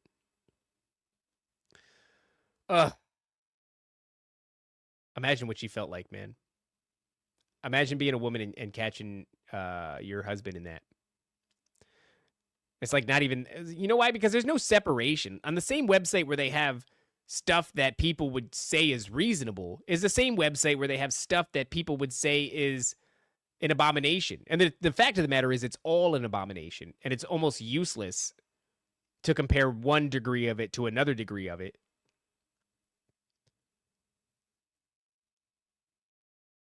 She confronted me the next day, and I confessed my addiction, my preferences for petite women, and my worry that I'd delved so deeply into this dark path of myself that I'd opened the door to active spiritual attack. While this worries her plenty, she is understandably more concerned that I might have an attraction to minors. This is especially problematic for her given that our daughter is a teenager. What a horrible place to be. What a horrible place to be. While I'm obviously terrified that this revelation could cause my wife to end our otherwise blessed marriage, the amount of relief I now feel that I no longer have to hide my shame from her is immeasurable. I've underestimated her capacity for understanding and forgiveness. She believes there is hope for us and asked me to enter therapy. I have, and with a Christian therapist. Okay, there you go. That's good. That's a good rock to build that relationship with a therapist on. I have just one shot to fix this, and if I fail again, she'll be gone, and everyone in my life would demand to know why. I would be ruined. I might never see her or my kids again. Honestly, though, that sentence almost needs to be corrected. God has given you another chance. Blessed. God has given you a Jocko Willink. Did your wife found out that you have a crippling addiction? And that addiction is one of petite, small-breasted women. But the overlap between petite, small-breasted women and young girls it's pretty, substantial, and you've been trying to hide it for a long time, even though you feel like you're under a spiritual attack and it might be compromising your life with your beautiful wife. And the fact that she's found this, she's now speculating wildly as to what you're into and the implications of that, given not only your marriage and your addiction, but also your teenage daughter, are wildly devastating to you. But also, it's now out in the open. And the light, like a fire, purifies the rot. Good. You know what I'm saying? Like, this is good. You got to reframe that sentence. Not, I have just one shot to fix this, and if I fail again, she'll be gone, and everyone in my life would demand to know why. I would be ruined. I might never see her or my kids again. God has blessed me with an opportunity to make this right.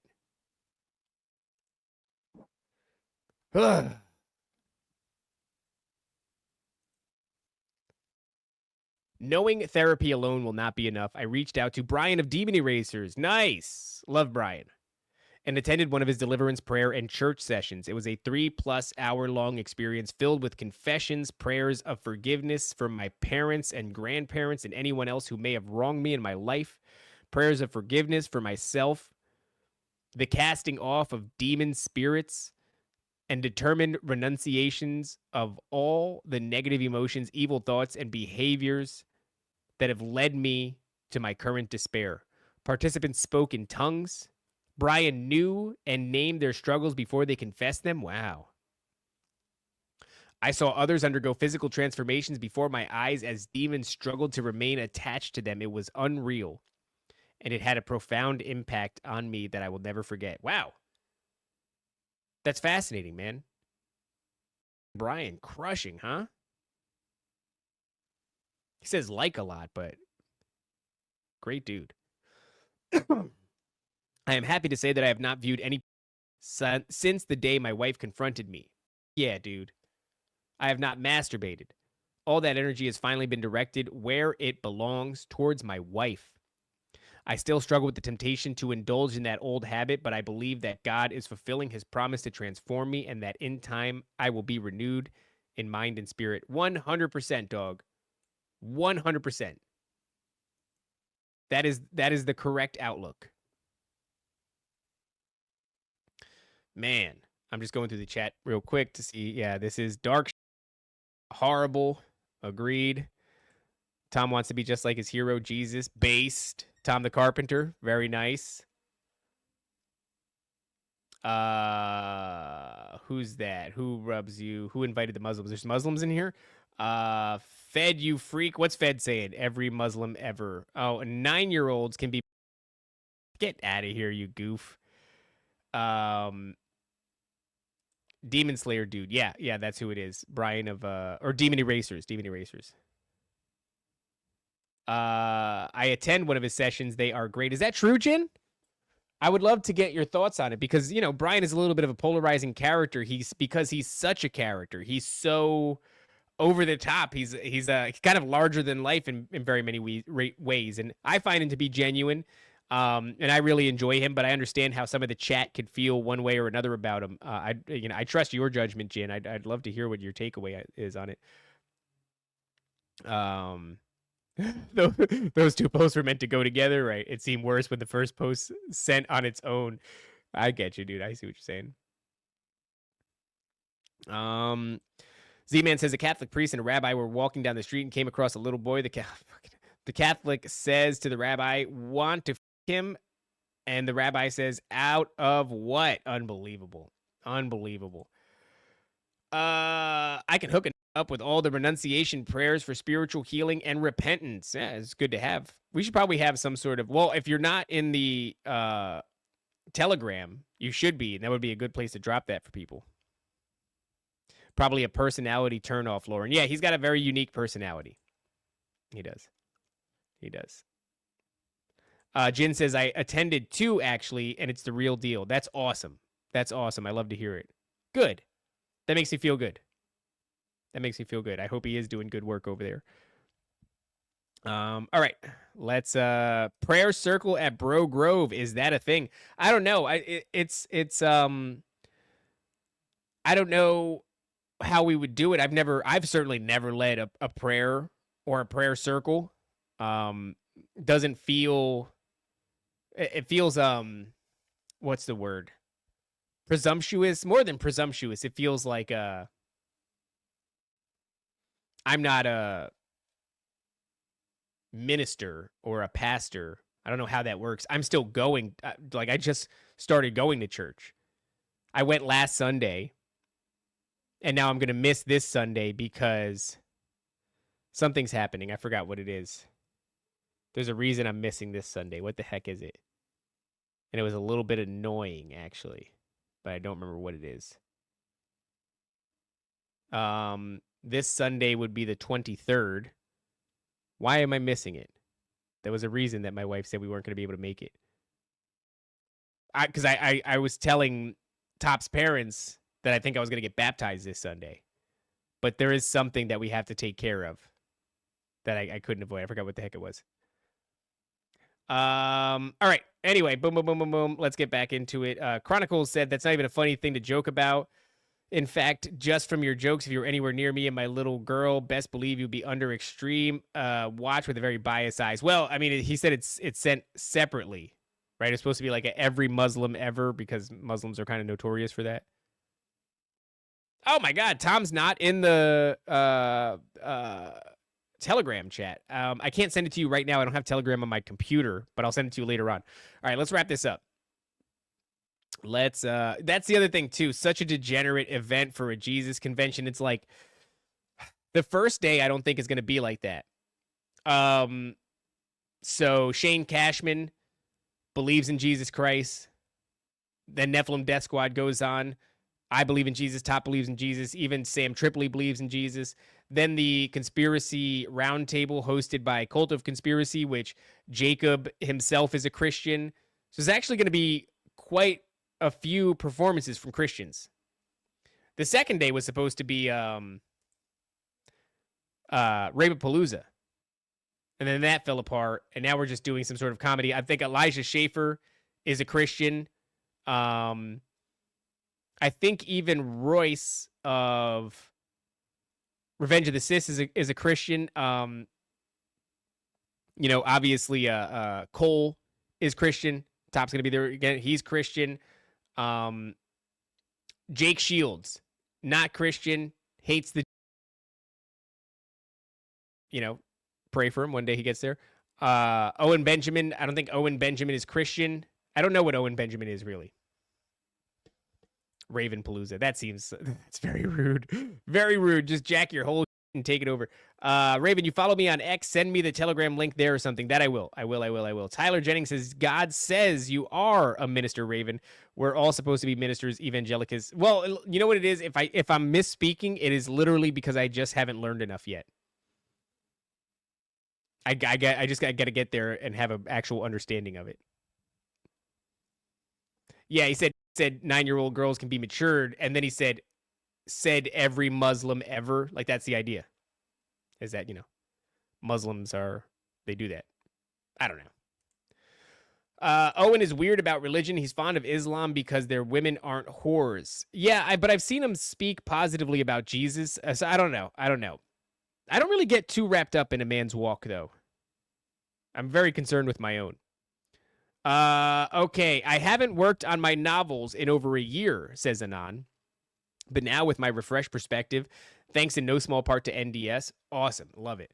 I realized this story I was writing was somewhat an inversion or perversion of the truth, just like much of what we see coming from Hollywood. I'm determined to let God work through me, unhindered by my old darkness, and turn that narrative on its head, reworking my story to be an allegory of Nephilim history, mankind's role in it, and how God will ultimately use it to his glory. That's awesome, dude. I would love to see where that goes. It says, I know Top is hesitant to accept any credit for this sort of thing, but I do believe God has used NDS to grab the attention of his dangerously horny retard and bring him back into his blessing, to bring honor to his family and God, and to do his work.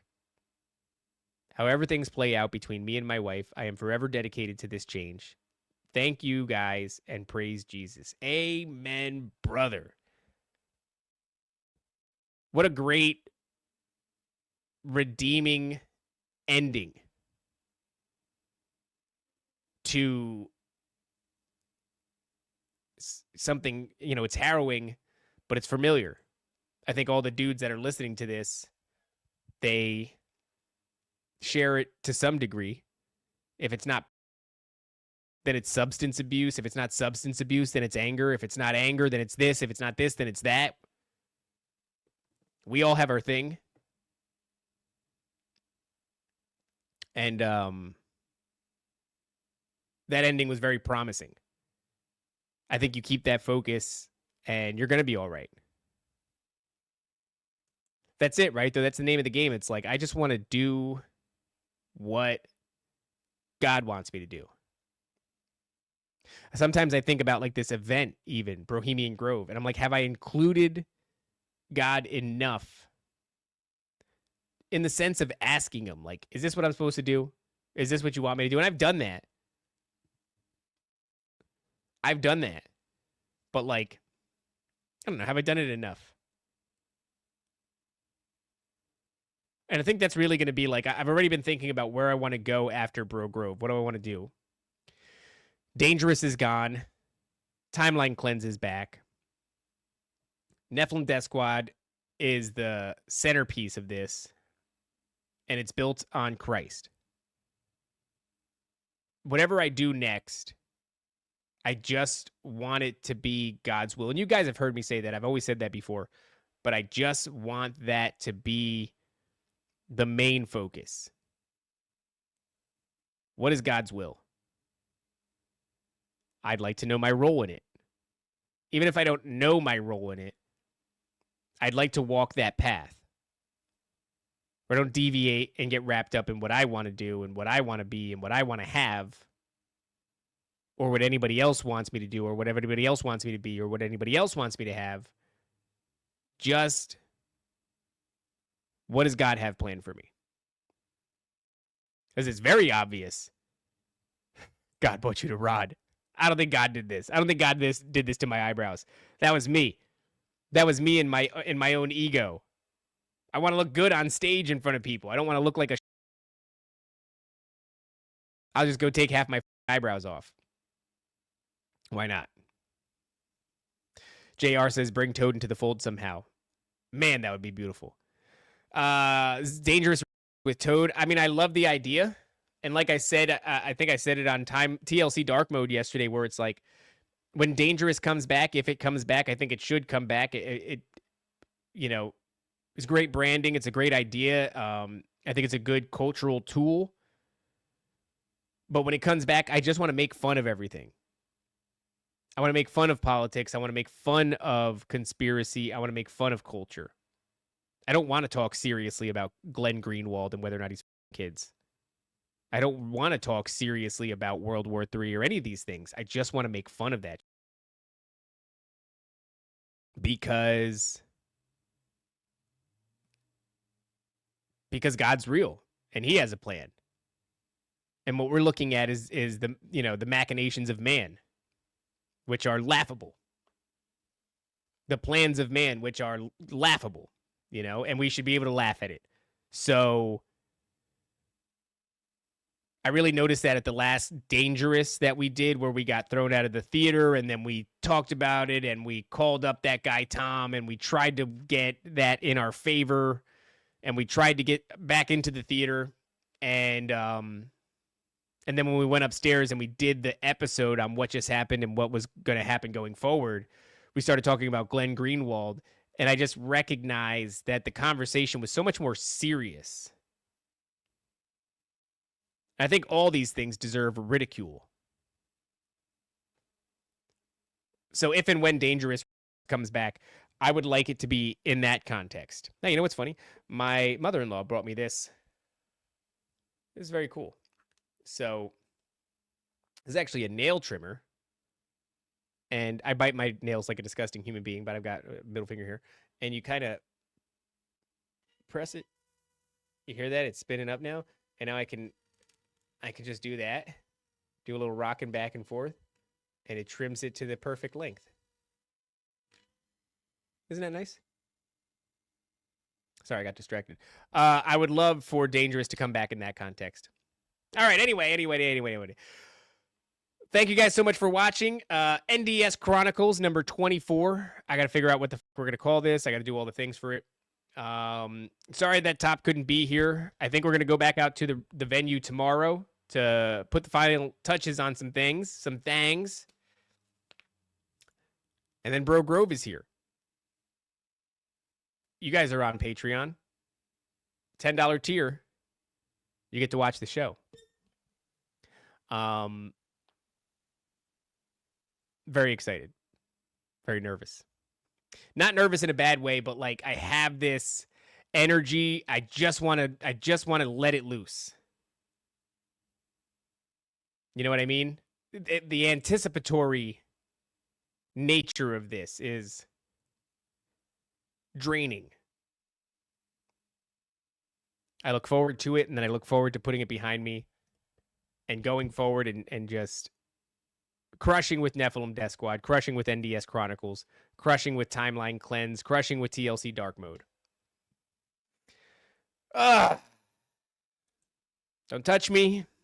That's not true. You guys can touch me. We can hug and stuff like that. Just know that I'll hate every moment of it. It's just too much. It's just too much. I don't know. It's, overstimulation. I haven't touched anybody in years. Well, that's not, yeah. I mean, I have family now down here. That's been a challenge. I've had to hug a lot of people, but, before that. Give Millhouse a hug for me. Where is he? I never said this, but I do mean it. He's pumped. Millhouse is pumped. Good.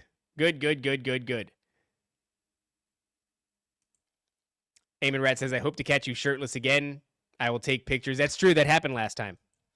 I had to go outside and change my shirt. Eamon Rat was hanging outside. I just, it was just like, hey, it's just a couple of bros out here. Why not pop this top off? Pop my top off. I had exposed my gun. That's very intimate. Put a new shirt back on very fast. Nobody snapped a picture. I look forward to seeing all you guys there. This will be a good time. It really is. All right, don't forget, guys. Well, you guys are here. I don't got to tell you to go to... I don't think there's anything to do. How does Top end this? Don't forget to praise the Lord with all your heart and ask God to keep you in alignment with his will. How do I do this? If I press end stream, what happens? Should I just press that? No, there's got to be an outro that plays. How does he do this? Hold on.